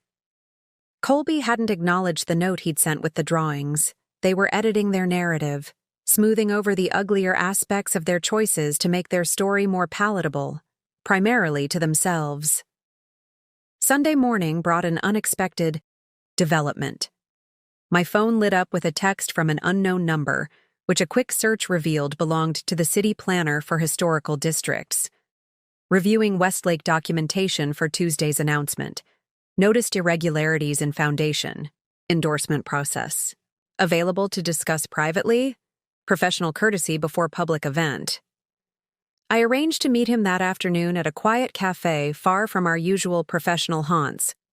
Robert Chen had overseen the city's historical preservation efforts for over a decade, known for his meticulous attention to procedure and ethical standards. "Thank you for meeting on short notice," he said after we'd ordered coffee. "I wanted to speak with you directly, given your involvement in the initial assessment." "What kind of irregularities concerned you?" I asked. Robert placed a folder on the table. "The proposal from Thompson and Warren received unusually strong endorsement from the Parker Foundation. Nothing improper on its face, except when I cross-referenced with previous foundation involvement."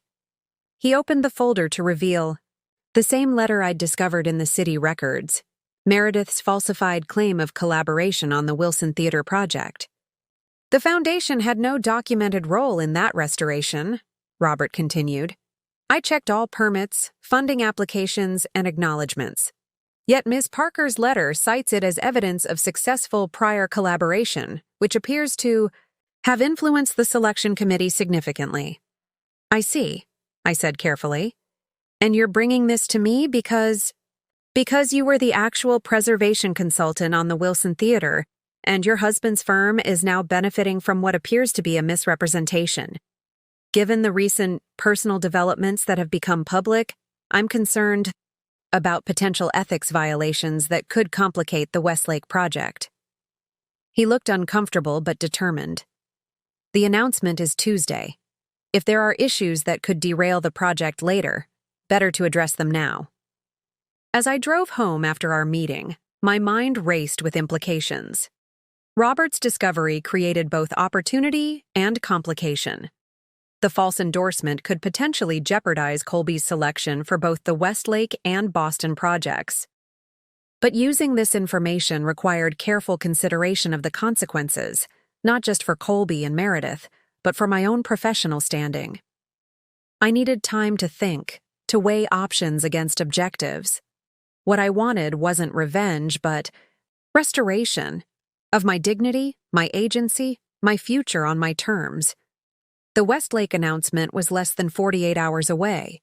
Whatever I decided would need to be precisely timed and executed with perfect control.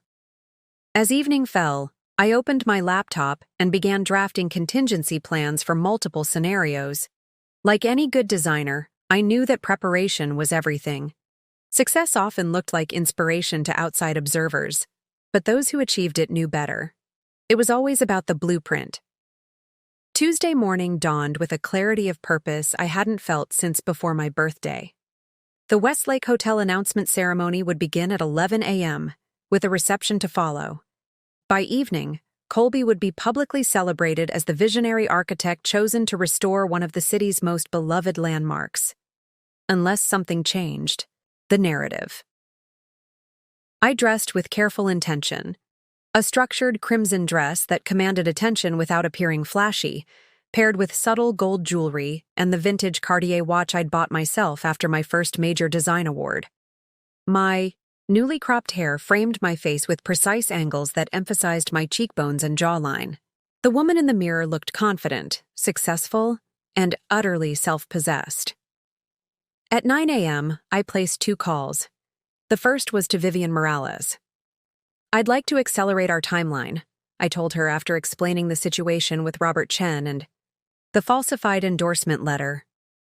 If Colby's selection for the Westlake project is compromised, it could significantly impact both his firm's valuation and the Boston opportunity. "Understood," Vivian replied. "I can have preliminary paperwork ready by tomorrow morning. But Camille," she added, her tone cautionary, "are you certain you want to proceed this way? Once certain wheels are in motion, they can't easily be stopped." I might. "Certain," I replied, "but I'd like to keep our options open depending on how today unfolds." My second call was to Julian Marsh in Boston. Our conversation was brief but productive. He agreed to confidentially inquire about the Heritage Foundation's due diligence process for verifying professional references and endorsements. Just as market research, I emphasized. Nothing that would raise flags about specific candidates. By 10:30, I was parked near the Westlake Hotel, a grand 1920s building whose elegant facade had weathered decades of changing city landscapes around it. The restoration would be a career-defining project for whoever led it. Prestige, publicity, and the chance to leave a lasting mark on the city's architectural heritage. The main entrance was already busy with media, project stakeholders, and curious onlookers. I waited in my car, watching the arrivals. Curtis Warren entered first, followed by several junior architects from their firm. Eleanor Blackwood made a characteristically grand entrance, stopping to speak with reporters about her investment group's vision for the property. At precisely 10:45, Colby's Audi pulled up to the curb. He emerged looking every inch the successful architect in a perfectly tailored charcoal suit. Meredith stepped out from the passenger side, resplendent in an emerald dress that complemented her blonde hair. They paused for photos, Meredith's hand resting possessively on Colby's arm as they smiled for the cameras. The performance was polished, practiced, a united front of professional success and personal happiness. Only someone who knew them intimately would notice the slight tension in Colby's jaw, or the way Meredith's smile didn't quite reach her eyes. At 10:55, I exited my car and walked toward the hotel entrance, timing my arrival to coincide with the last of the attendees. As I climbed the marble steps, I felt my phone vibrate with a text from Julian. Boston Foundation conducting emergency review of all finalist endorsements. Confidential for now, but announcement likely delayed. The dominoes were beginning to fall. Inside the hotel's grand ballroom, the Restoration Committee had arranged a presentation area with architectural renderings and historical photographs. Attendees mingled near a refreshment table, the buzz of conversation filling the ornate space. I moved through the crowd with practiced ease, accepting a glass of champagne and exchanging pleasantries with industry colleagues. I spotted Colby near the main display, surrounded by committee members and potential investors. Meredith stood slightly apart, engaged in animated conversation with 2 women from her foundation. Neither had noticed my arrival yet. Robert Chen approached me, his expression professionally neutral, but his eyes communicating silent question. "Ms. Thompson, glad you could attend. Your historical assessment was instrumental in shaping our approach to this project." "I wouldn't have missed it," I replied with a genuine smile. "The Westlake deserves preservation that honors its original character while adapting to contemporary needs." "Exactly our thinking," he agreed. "Will you be working with Thompson and Warren on the implementation phase?" Before I could answer, Eleanor Blackwood joined our conversation, champagne flute in hand. "Camille, darling, you look marvelous. This awkward situation hasn't dimmed your sparkle at all. Her gaze flicked meaningfully toward Colby and Meredith. Professional commitments transcend personal circumstances, Eleanor, I replied smoothly. We all want what's best for the Westlake. Indeed, Robert interjected, which reminds me of the matter we discussed Sunday. I've brought it to the committee chair's attention. They're concerned. Eleanor's eyes narrowed with interest. What concerns? Nothing that would delay the project, I hope. My investors are eager to proceed. Robert hesitated, looking torn between professional discretion and Eleanor's obvious authority as the project's primary financial backer. There are some questions about the endorsement process that require clarification. Eleanor turned to me, suddenly sharp. Do you know something about this, Camille? This was the first critical juncture, a moment where my response would set certain events in motion. I could downplay Robert's concerns, maintaining the status quo. I could confirm them, potentially derailing Colby's moment of triumph. Or I could take a third path. I believe in transparent processes for projects of this significance, I said carefully. The Westlake's restoration should be above reproach in every aspect, from historical accuracy to procedural integrity. Not a direct confirmation, but enough to validate Robert's concerns. Eleanor's expression shifted from irritation to calculation. She excused herself, moving purposefully toward the committee chair huddled near the podium. Within minutes, there was a subtle but noticeable shift in the room's energy. Committee members gathered in a tight circle, with occasional glances toward Colby and Meredith. Eleanor joined them, her posture conveying urgency. Colby, still by the display boards, seemed suddenly aware that something was amiss. Our eyes met, across the room. For a moment, recognition flickered in his gaze, not just of my presence, but of my potential role in whatever was unfolding. I maintained eye contact, neither accusatory nor triumphant, simply present and aware. The committee chair approached the podium, tapping the microphone to call for attention. Ladies and gentlemen, we'll be beginning our formal announcement shortly. There's been a slight change to our program. We ask for your patience. Meredith had noticed me by now, her eyes narrowing as she observed the unexpected commotion among the committee. With calculated precision, I moved to a position where I could observe both her and Colby while remaining part of a small conversational group with Robert and two preservation specialists. What's happening? One of the specialists whispered. Robert's response was diplomatically vague. Some last-minute verification of project documentation.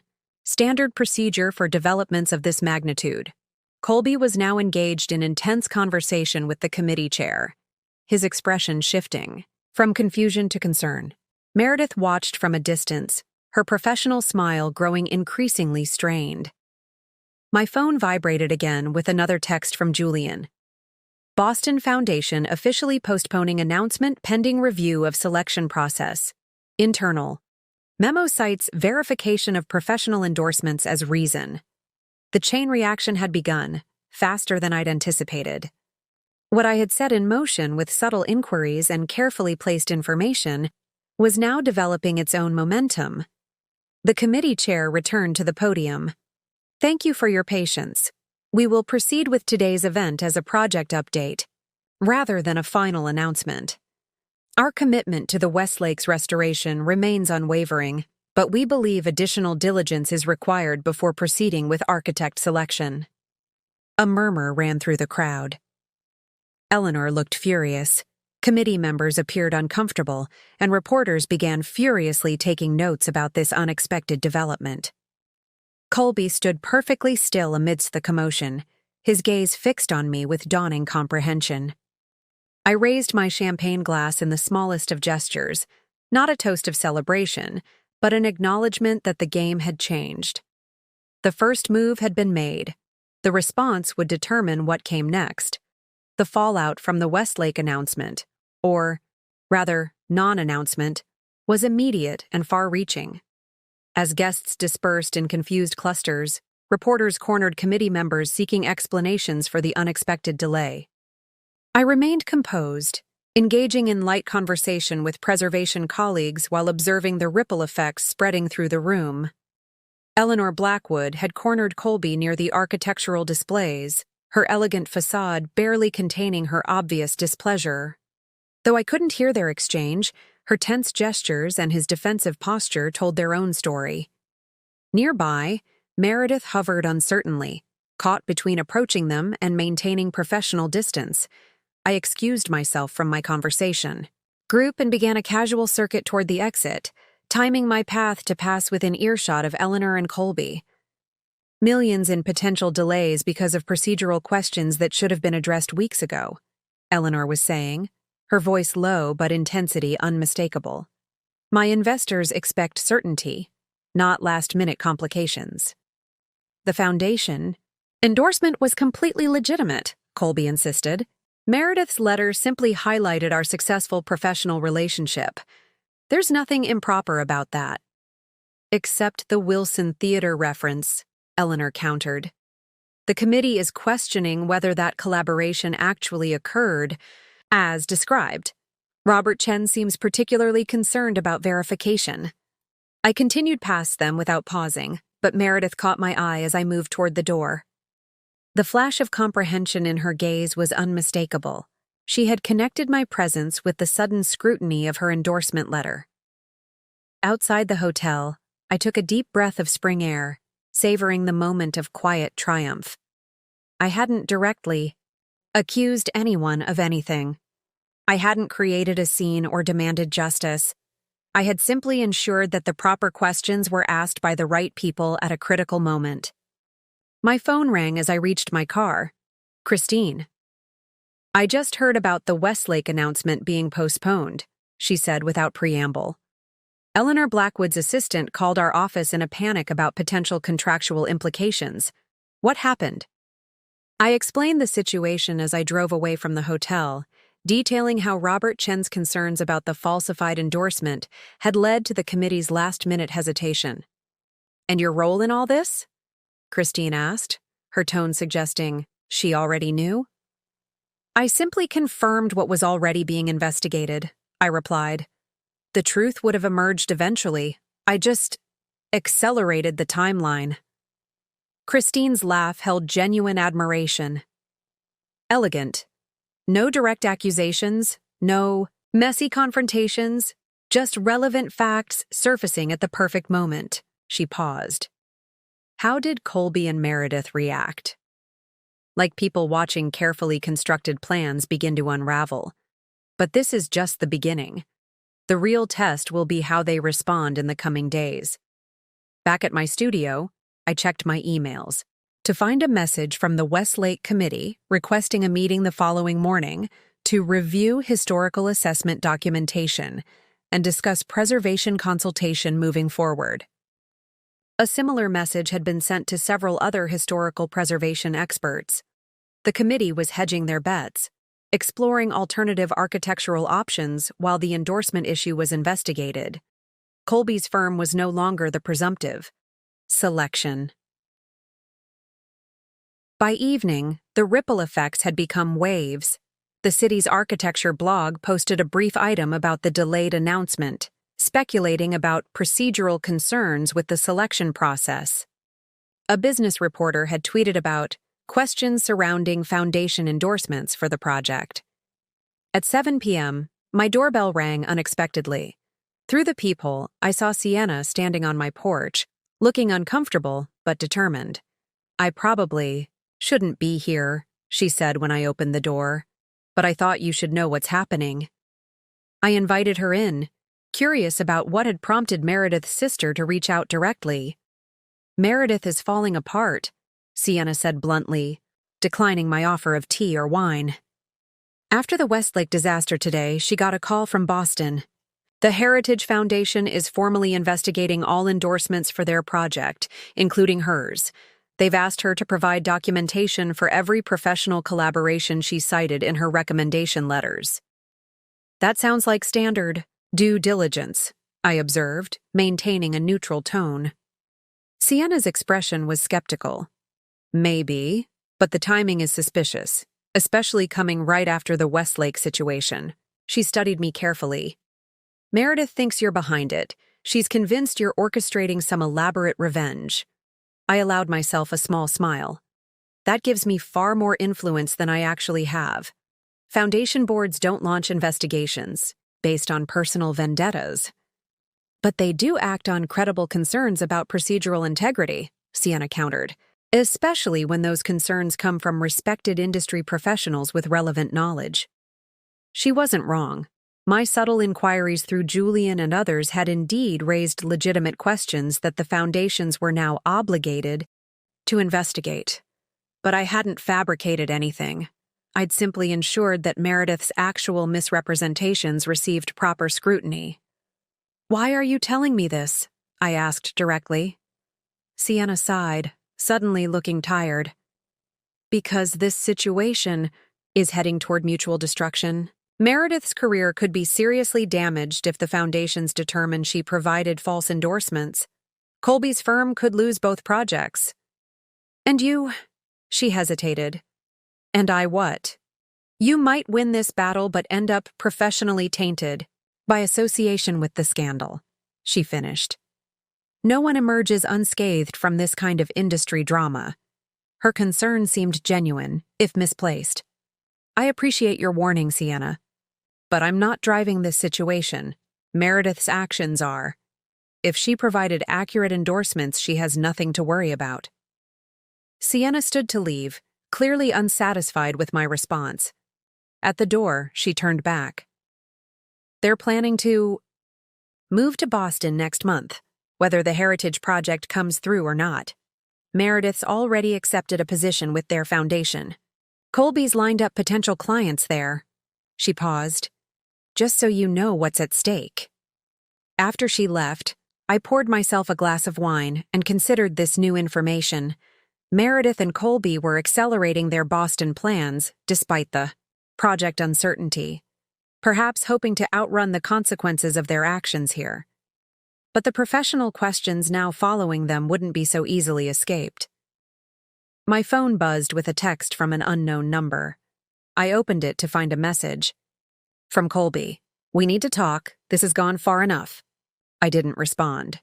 Any communication would happen through proper channels, either legal representatives regarding our divorce or professional channels regarding ongoing projects. His attempt to establish direct contact suggested growing desperation, as his carefully planned future began to crumble. Wednesday brought a cascade of developments. The morning meeting with the Westlake Committee confirmed what I'd suspected. They were restructuring the entire selection process, requiring all architectural candidates to resubmit proposals without foundation endorsements. The project timeline was pushed back by at least 6 weeks. By afternoon, industry newsletters were reporting that the Boston Heritage Foundation had officially postponed their architect selection pending a review of their endorsement verification procedures. What had begun as quiet inquiries had evolved into a full procedural overhaul at both organizations. Vivian called while I was reviewing client designs at my studio. "Divorce papers are ready," she said. "Given recent developments, I recommend we file tomorrow." "Why the urgency?" I asked, though I already suspected the answer. "Your husband's professional situation is becoming increasingly uncertain," she explained. "If his firm loses both the Westlake and Boston projects, their valuation could drop significantly. Filing now preserves your position regarding asset division based on current valuations." I agreed to sign the papers the following morning. The timing was perfect. Colby would be served just as the professional consequences of his and Meredith's actions were becoming unavoidably clear. That evening, as I worked late at my studio, Zoe appeared in my office doorway. "There's someone here to see you," she said, her expression concerned. "Curtis Warren. He seems pretty agitated." I considered refusing, then decided hearing Curtis's perspective might provide valuable insight into Colby's current state. "Send him in." Curtis entered looking haggard, his usually impeccable appearance showing signs of strain. "Camille, I know I'm the last person you want to see right now, but this situation is spiraling out of control." "Which situation specifically?" I asked, keeping my tone professional. "The Westlake selection delay? The Boston investigation? Or something else?" He ran a hand through his disheveled hair. "All of it. Our firm is facing a crisis. The Westlake was supposed to be our cornerstone project for the next 2 years. Boston would have established our expansion to the East Coast. Now both are in jeopardy because of—" He trailed off, clearly uncomfortable. "Because of what, Curtis?" I prompted. "Procedural issues with the endorsements," he finished carefully. "The committee is questioning Meredith Parker's letter specifically." I nodded, neither confirming nor denying knowledge of the details. "That sounds like a matter for your firm and Ms. Parker to address with the committee." Curtis looked at me directly then. "Colby thinks you're behind the timing of these investigations, that you somehow orchestrated this to punish him." "That's giving me far too much credit," I replied, echoing my response to Sienna. "Foundation boards and selection committees make their own decisions based on facts and procedures. But someone had to bring those facts to their attention at precisely this moment," Curtis persisted. "The Wilson Theater reference had been in the proposal materials for months without question." I met his gaze steadily. "Perhaps no one bothered to verify it until now. Due diligence often intensifies before final decisions are announced."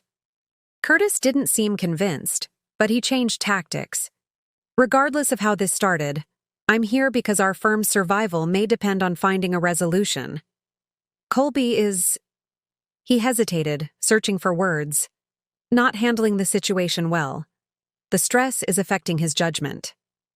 "I'm sorry to hear that, but I'm not sure what you expect me to do about it." "Talk to him," Curtis pleaded. "Whatever personal issues exist between you, the professional fallout is affecting everyone at the firm. 20 people's livelihoods are at stake." His concern for his employees seemed genuine, which made his next request even more surprising. "Would you consider issuing a statement confirming your willingness to consult on the Westlake project regardless of which firm is selected? The committee values your historical assessment highly. Your continued involvement might help stabilize the situation while the endorsement questions are resolved." The request was both professional and manipulative, asking me to use my reputation to help salvage the situation Colby and Meredith had created. The old Camille might have agreed out of misplaced loyalty or a desire to smooth troubled waters, but I was no longer that woman. My professional commitments are determined by project merit and client relationships, not personal considerations, I replied evenly. The committee knows I'm available for consultation if the selected architect values historical accuracy. Beyond that, the selection process should proceed based on proper evaluation of all candidates. Curtis recognized the polite but firm rejection. He left with a defeated expression, undoubtedly aware he'd returned to Colby empty-handed. As I locked up the studio that night, I realized we had reached a turning point. What had begun as a personal betrayal had evolved into a professional reckoning, with far-reaching consequences. The carefully constructed future Colby and Meredith had planned was unraveling thread by thread, and the most significant thread, the divorce papers, would be pulled tomorrow. Thursday morning, I signed the divorce, papers in Vivian's office, my signature steady and deliberate on each page. The legal language reduced 8 years of marriage to clinical terms: division of assets, allocation of property rights, dissolution of shared financial obligations.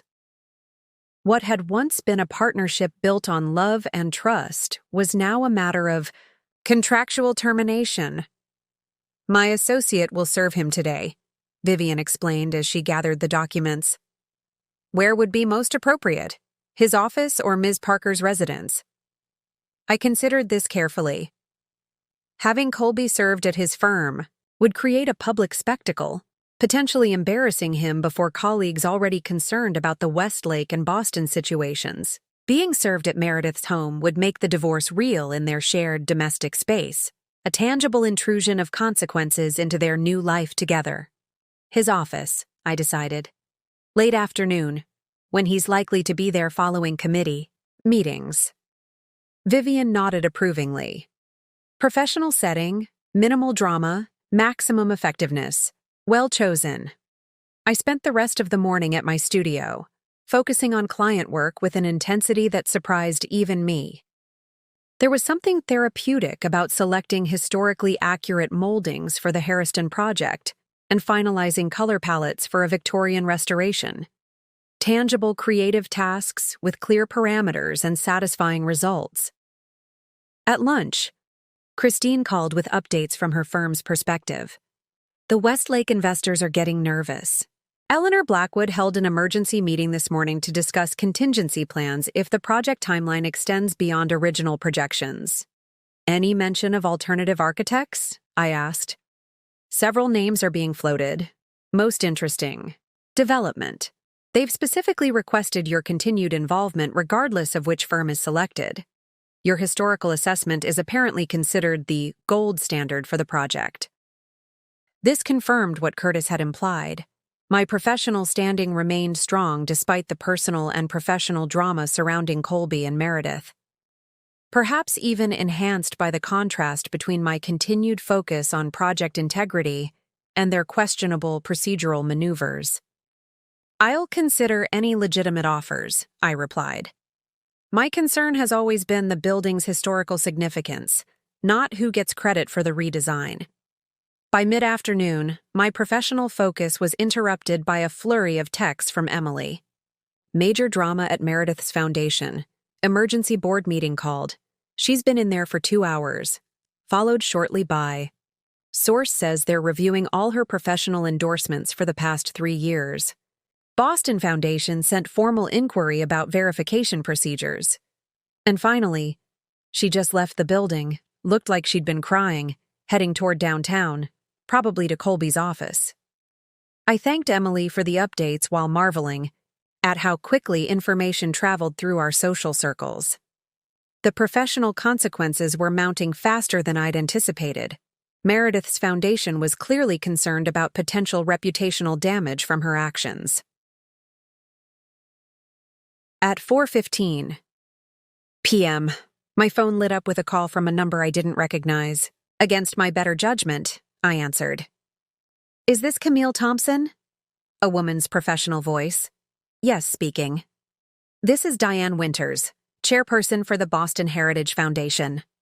I'm calling regarding some procedural questions about the Wilson Theater restoration. I understand you were the primary preservation consultant on that project. I confirmed this, maintaining a neutral tone as I explained my role in developing the historical guidelines and authenticating period details for the theater's restoration. And what was the Parker Foundation's involvement in that project? She asked directly. To my knowledge, they had no official involvement, I replied truthfully. Ms. Parker attended the opening gala as a guest, but her foundation wasn't part of the planning, funding, or implementation teams. There was a pause, then, I see, that's consistent with what our records indicate. Another pause. Ms. Thompson, would you be willing to provide a formal statement regarding the project's actual participants? We're conducting a thorough review of our selection process documentation. I agreed to send a factual account of the Wilson Theater project's key contributors, emphasizing that my statement would reflect only verifiable information rather than personal opinions or assumptions about why discrepancies might exist. After the call, I felt a momentary twinge of, not guilt exactly, but awareness of the escalating consequences. What had begun as questions about one endorsement letter was expanding into a comprehensive investigation of Meredith's professional practices. The Foundation Board's involvement suggested serious concerns about her credibility. At 5:30 p.m., I received a simple text from Vivian. Delivered. Colby had been served with divorce papers. The final piece was in place. I worked late at the studio, sensing that returning to an empty house would feel too much like waiting for a response that might never come. Around 8 p.m., Zoe knocked on my office door before leaving. "Everything okay?" she asked. "You've been here since dawn." "Just focused," I replied with a reassuring smile. "Go home, Zoe. I won't be much longer." But as the studio fell silent after her departure, I found myself unable to leave. The quiet space with its organized design boards and material samples provided a sanctuary of creative purpose amidst the emotional and professional turbulence of recent days. At 9:17 p.m., my phone rang. Colby. I stared at his name on the screen, my finger hovering over the decline button. After a moment's hesitation, I answered but said nothing. "Divorce papers?" His voice was rough, strained. "That's your response to everything? You couldn't even talk to me first?" "There's nothing to discuss," I replied evenly.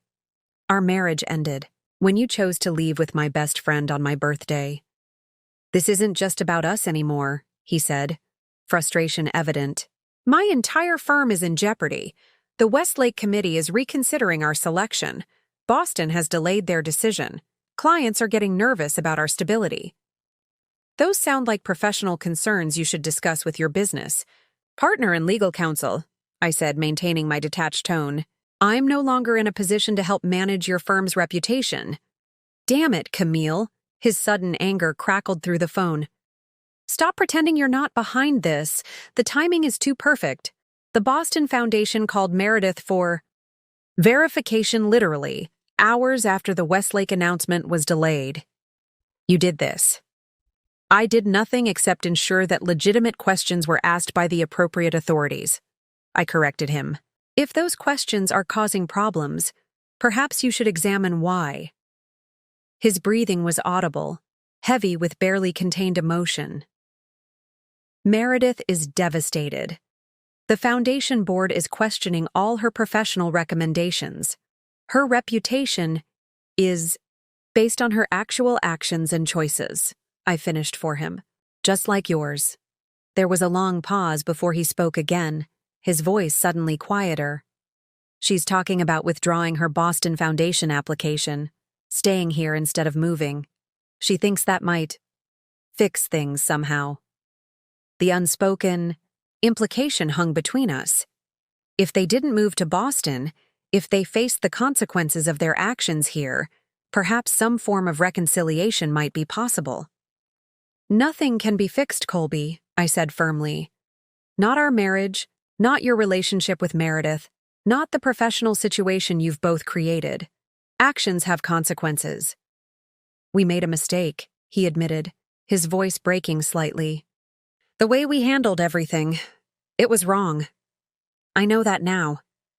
"Realizing that doesn't change anything," I replied, surprised by how little satisfaction his admission gave me. "The divorce papers have been filed. My attorney will handle all further communication." "Camille, please." "Goodbye, Colby." I ended the call and sat in the silence of my studio, feeling oddly hollow. His partial admission, acknowledging the mistake in how they'd handled things rather than the betrayal itself, confirmed what I'd suspected. Under pressure, Colby was questioning the high price of his choices without truly grasping the depth of his actions.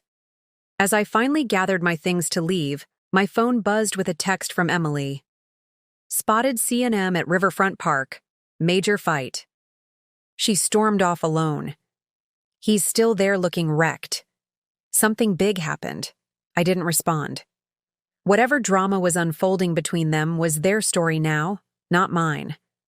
I had taken control of my own narrative and set certain consequences in motion, but their relationship would succeed or fail based on its own fragile foundation. And judging by Emily's report, that foundation was already beginning to crack under pressure. Friday morning brought a sense of inevitability, like watching the final pieces of a complex puzzle slide into place. I arrived at my studio early, determined to focus on client work rather than dwelling on the personal and professional drama still unfolding around Colby and Meredith. Zoe greeted me with coffee and a stack of industry newsletters. "Thought you might want to see these," she said, her tone carefully neutral. "There's quite a bit about the Westlake project and Thompson and Warren." The headlines told their own story. Westlake Hotel renovation process under review amid endorsement concerns. Boston Heritage Foundation postpones architect selection indefinitely. Parker Foundation examining internal protocols following procedural questions. What had begun as subtle inquiries had evolved into a full-blown professional examination of both Colby and Meredith's practices. The articles maintained journalistic objectivity, citing procedural concerns and verification processes, rather than making direct accusations. But the implications were clear to anyone in our industry. Questions about professional integrity had been raised, and those questions were being taken seriously. Mid-morning, Robert Chen called to update me on the Westlake situation. "The committee has decided to completely restructure the selection process," he explained. "All firms are being invited to resubmit proposals without foundation endorsements.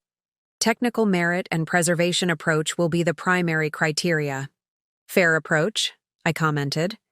"When will the new selection be announced?" "Approximately 6 weeks. And Camille," he added, his tone shifting slightly, "the committee would like you to serve as a special advisor on historical accuracy throughout the selection process. Your assessment work has been exemplary, and they value your objective perspective." The irony wasn't lost on me. My professional standing had been enhanced by the very situation that had upended my personal life. I accepted the advisory role, emphasizing that my evaluation would be based solely on preservation merits rather than personal or professional allegiances. Around noon, Christine texted, "Curtis Warren just announced he's buying out Colby's share of the firm.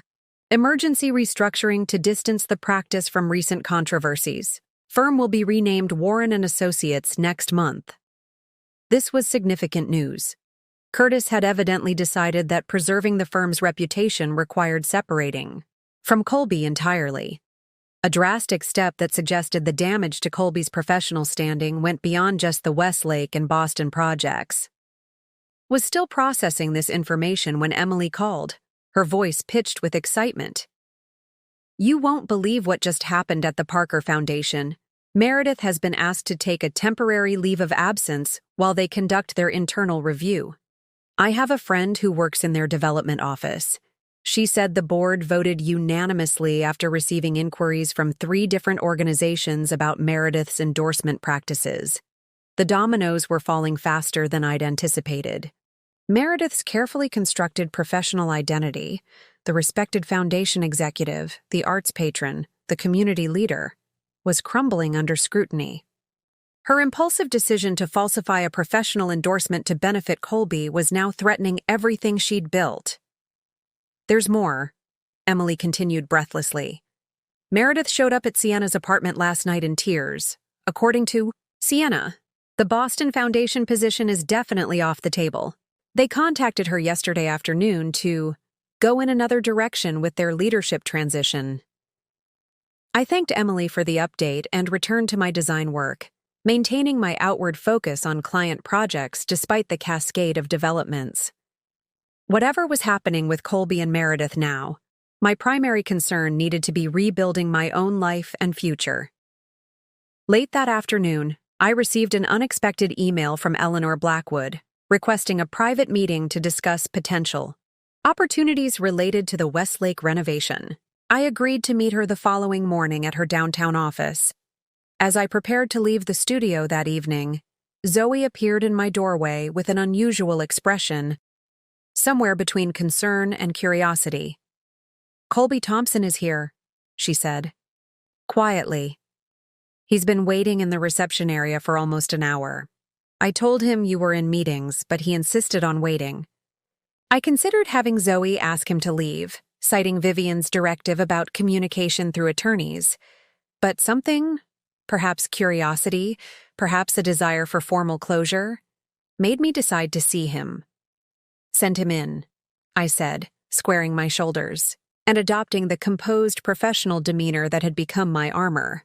Colby entered my office looking like a different man from the confident architect who'd walked out on my birthday just 1 week earlier. His usual impeccable appearance had deteriorated noticeably. Hair unkempt, eyes shadowed by fatigue, expensive, suit rumpled as if he'd slept in it. But more striking than these physical changes was his expression, a mixture of defeat, desperation, and something that might have been genuine remorse. "Thank you for seeing me," he began, remaining standing when I didn't invite him to sit. "I know I have no right to be here." "What do you want, Colby?" I asked, my tone businesslike. "If it's about the divorce, you should contact Vivian Morales. Any communication needs to go through our attorneys." "It's not about the legal papers," he said, running a hand through his disheveled hair. "Or rather, not just about that. It's about everything." I remained silent, waiting for him to continue. "Curtis is buying me out," he said, his voice hollow. "The firm I built from nothing. He says it's the only way to salvage our client relationships after the Westlake and Boston disasters. Says my personal choices have become a liability to the business." I noted his phrasing. "The firm I built, not the firm we built together." Even now, facing the consequences of his actions, Colby's perspective remained fundamentally self-centered. "That sounds like a business decision between you and Curtis," I replied evenly. "I'm not sure why you're telling me this." "Because everything is falling apart." The words burst from him with unexpected force. "The Boston position is gone. The Westlake project is in limbo. Meredith's foundation has put her on leave. Our entire future has disintegrated in less than a week." I met his gaze steadily. "Actions have consequences, Colby. You and Meredith made choices that are now being examined in the cold light of professional scrutiny." "This isn't just professional scrutiny," he countered, a flash of his old confidence returning. "This is systematic destruction. The timing is too perfect, the targeting too precise." He stepped closer to my desk. "You're behind this. Somehow you made all this happen." I did nothing except ensure that legitimate questions were asked by the appropriate authorities. I repeated my earlier statement, keeping my voice calm. The fact that those questions have led to significant consequences suggests the answers weren't what they should have been. He slumped visibly, the brief spark of defiance extinguished. "Meredith blames me," he said quietly. "Says I pushed her to write that endorsement letter. Says I'm the reason her career is imploding." "And what do you say?" I asked, genuinely curious about his perspective. "I say we both made mistakes," he admitted, looking down at his hands. "But I never expected this. The complete collapse of everything." There was a moment of silence as we both absorbed the magnitude of what had transpired in just 7 days, from my birthday betrayal to this comprehensive unraveling of their professional and personal lives. "What do you want from me, Colby?" I finally asked. He looked up, his expression uncharacteristically vulnerable. "A chance to come home, to fix what I broke." The request was so unexpected, so utterly disconnected from reality, that for a moment, I could only stare at him in disbelief. "You want to come back? After everything that's happened?" He nodded, a desperate hope in his eyes. "Meredith and I, it's over. We both realize we made a terrible mistake. I never should have left. I see that now." I studied him carefully, seeing beyond his words to the truth beneath. Colby wasn't experiencing a genuine epiphany about our marriage or his betrayal. He was seeking shelter from the storm of consequences, a return to safety and stability now. That his grand passion with Meredith had collapsed under pressure. "No," I said simply, the word carrying the weight of absolute certainty. "There's no coming back from what you did. Not to our home, not to our marriage, not to the life we had. Camille, please, our divorce will proceed as filed," I continued, my voice steady and final. You made your choice on my birthday. Now you'll live with the consequences of that choice, just as I'm living with mine.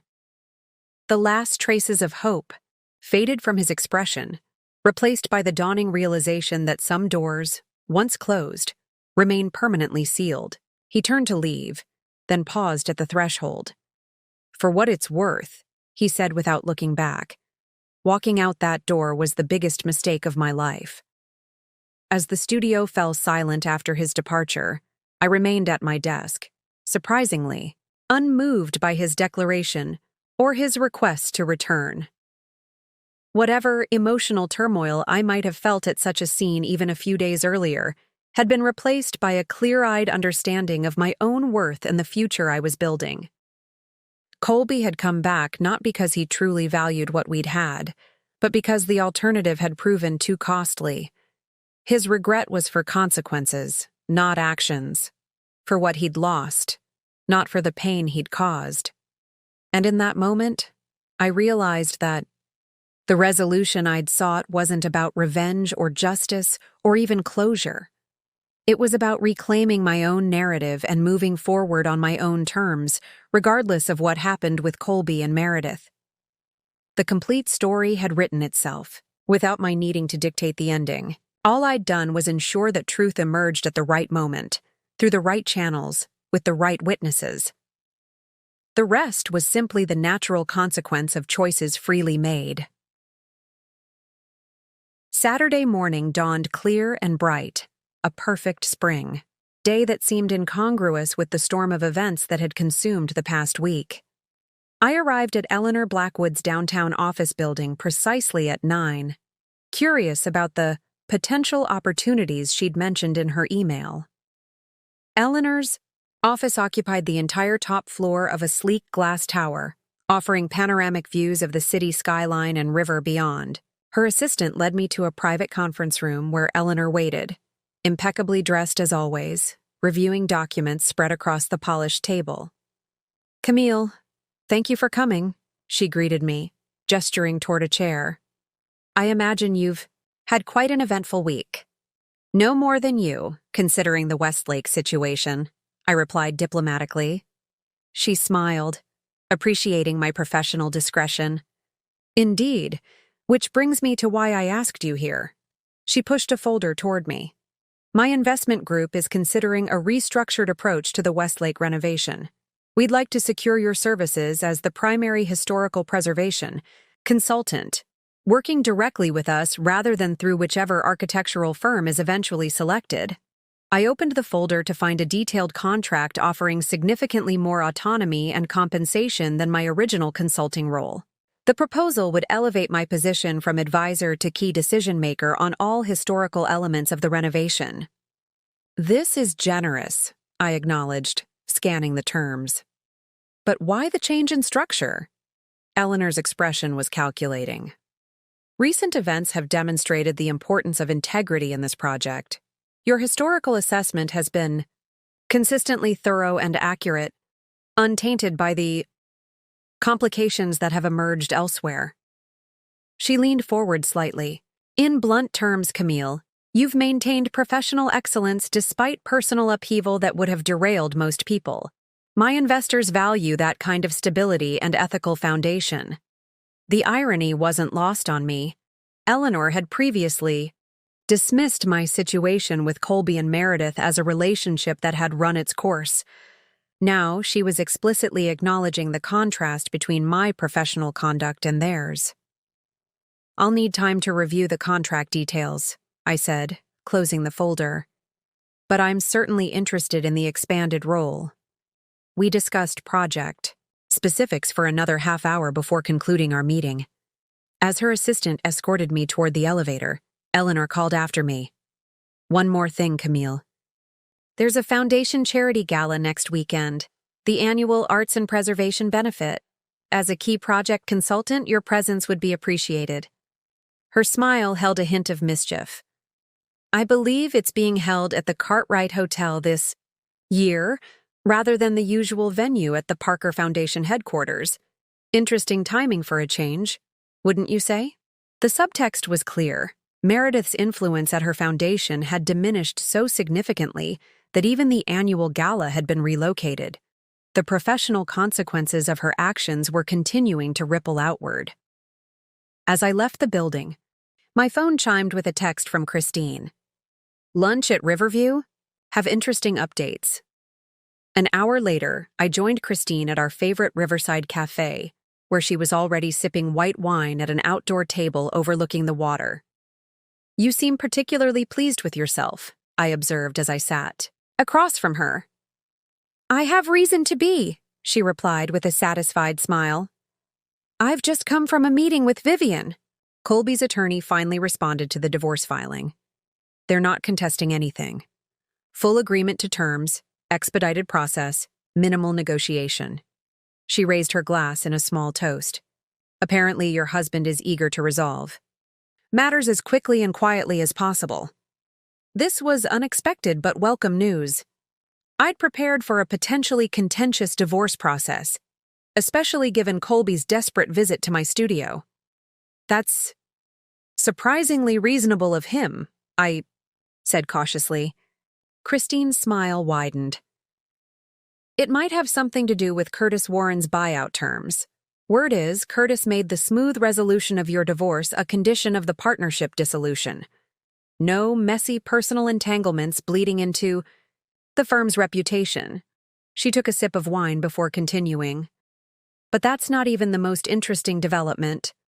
Meredith has officially resigned from the Parker Foundation, not just the temporary leave of absence, but complete separation.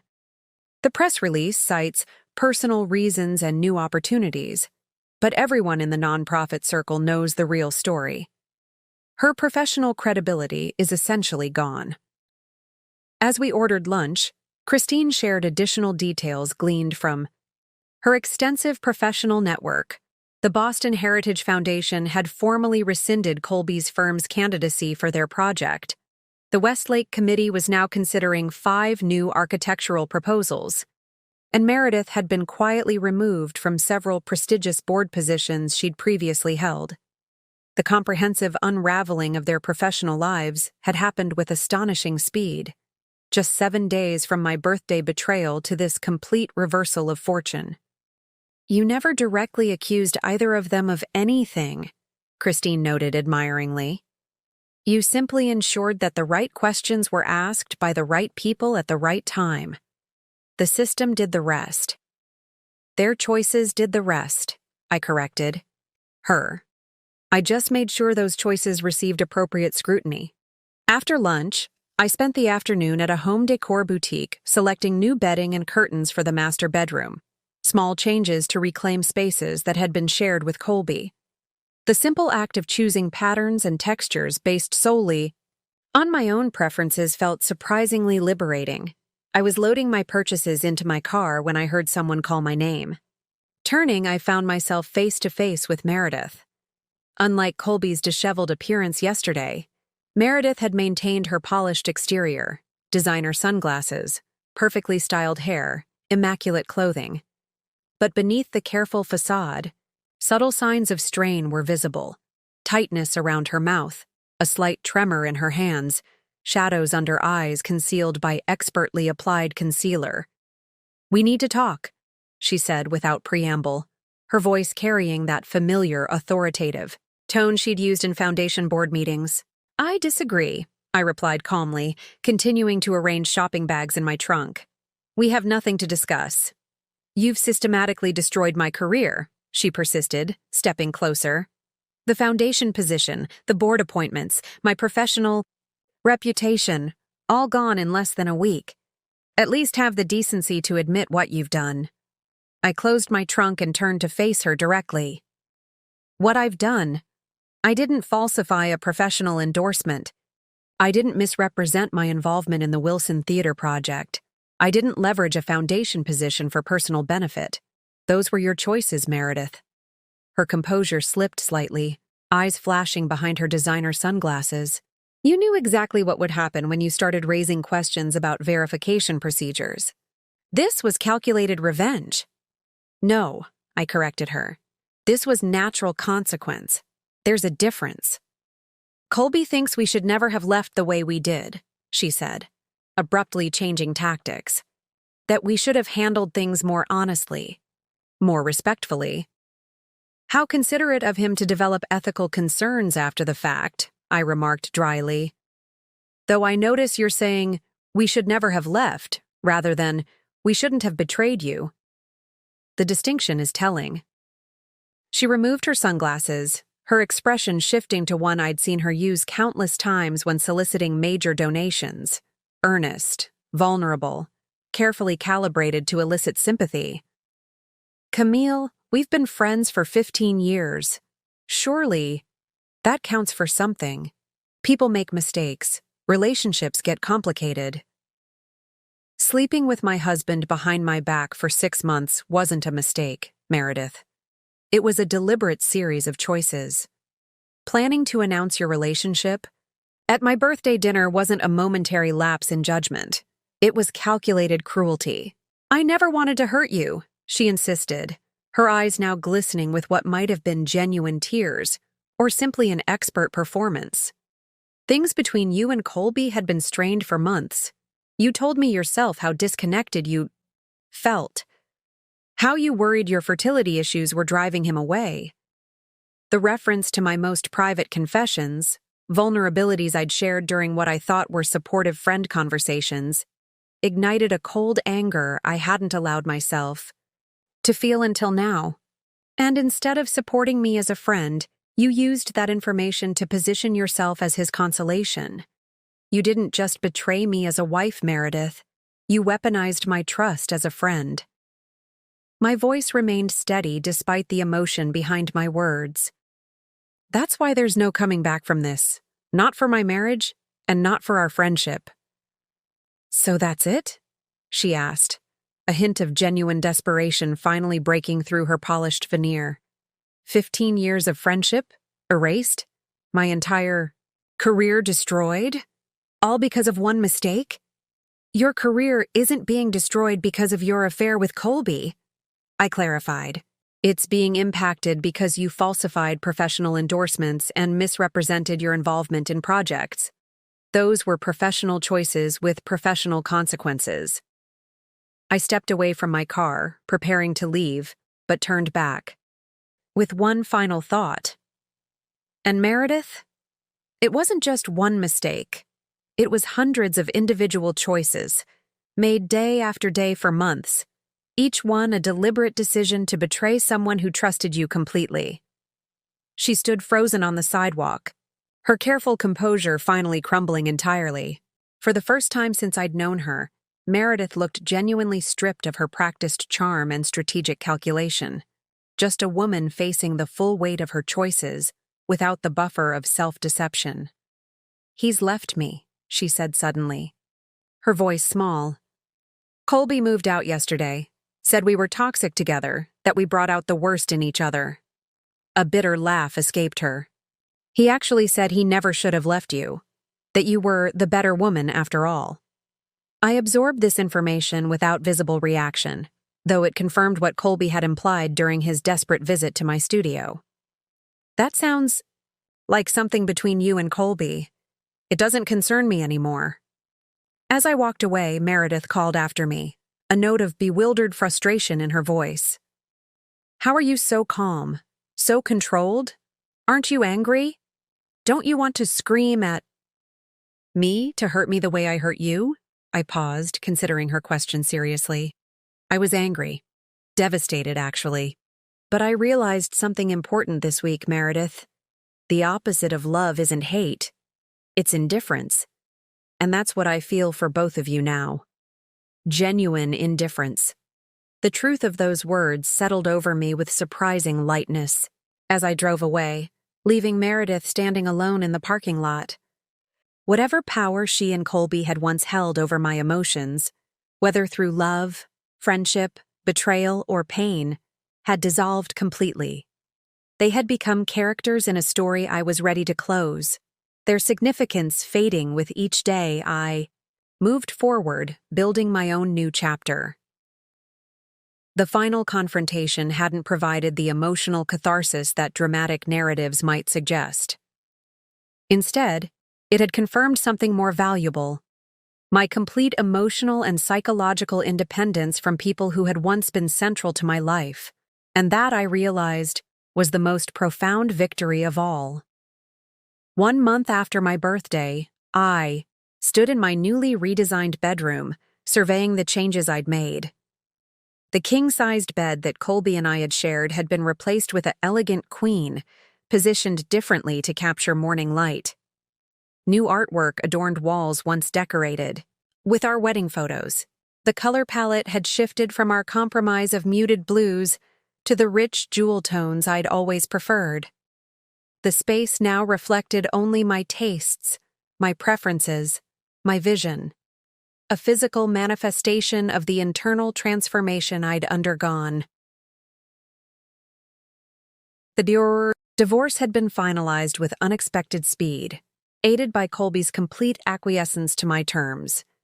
Professionally, my design business was thriving, with the expanded Westlake role bringing additional prestige and a flood of new client inquiries.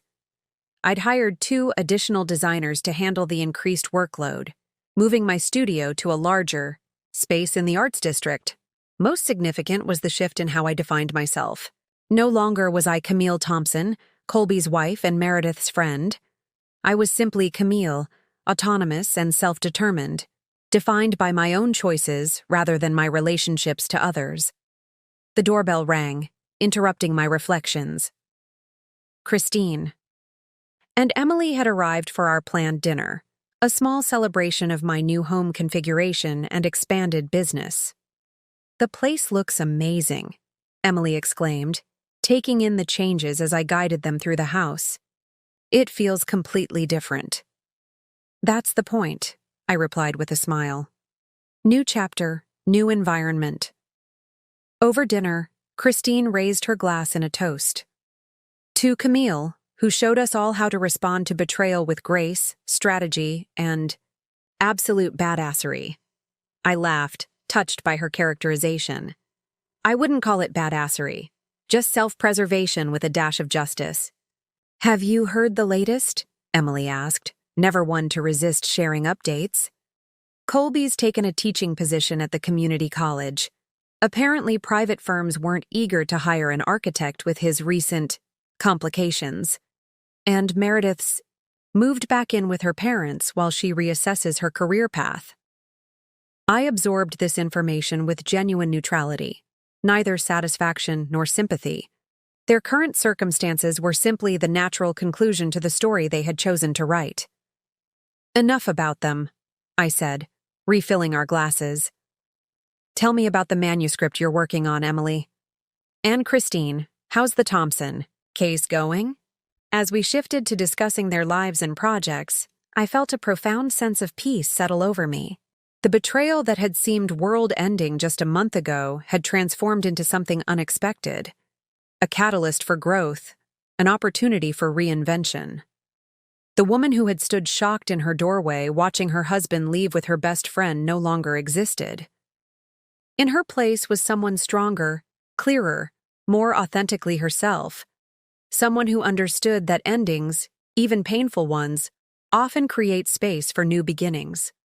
As my friends laughed and shared stories around my dining table, I realized that what had initially felt like devastating loss had actually been a profound liberation. Sometimes the best gift comes wrapped in the most painful package. Up next, you've got 2 more standout stories right on your screen. If this one hit the mark, you won't want to pass these up. Just click and check them out. And don't forget to subscribe and turn on the notification bell so you don't miss any upload from us.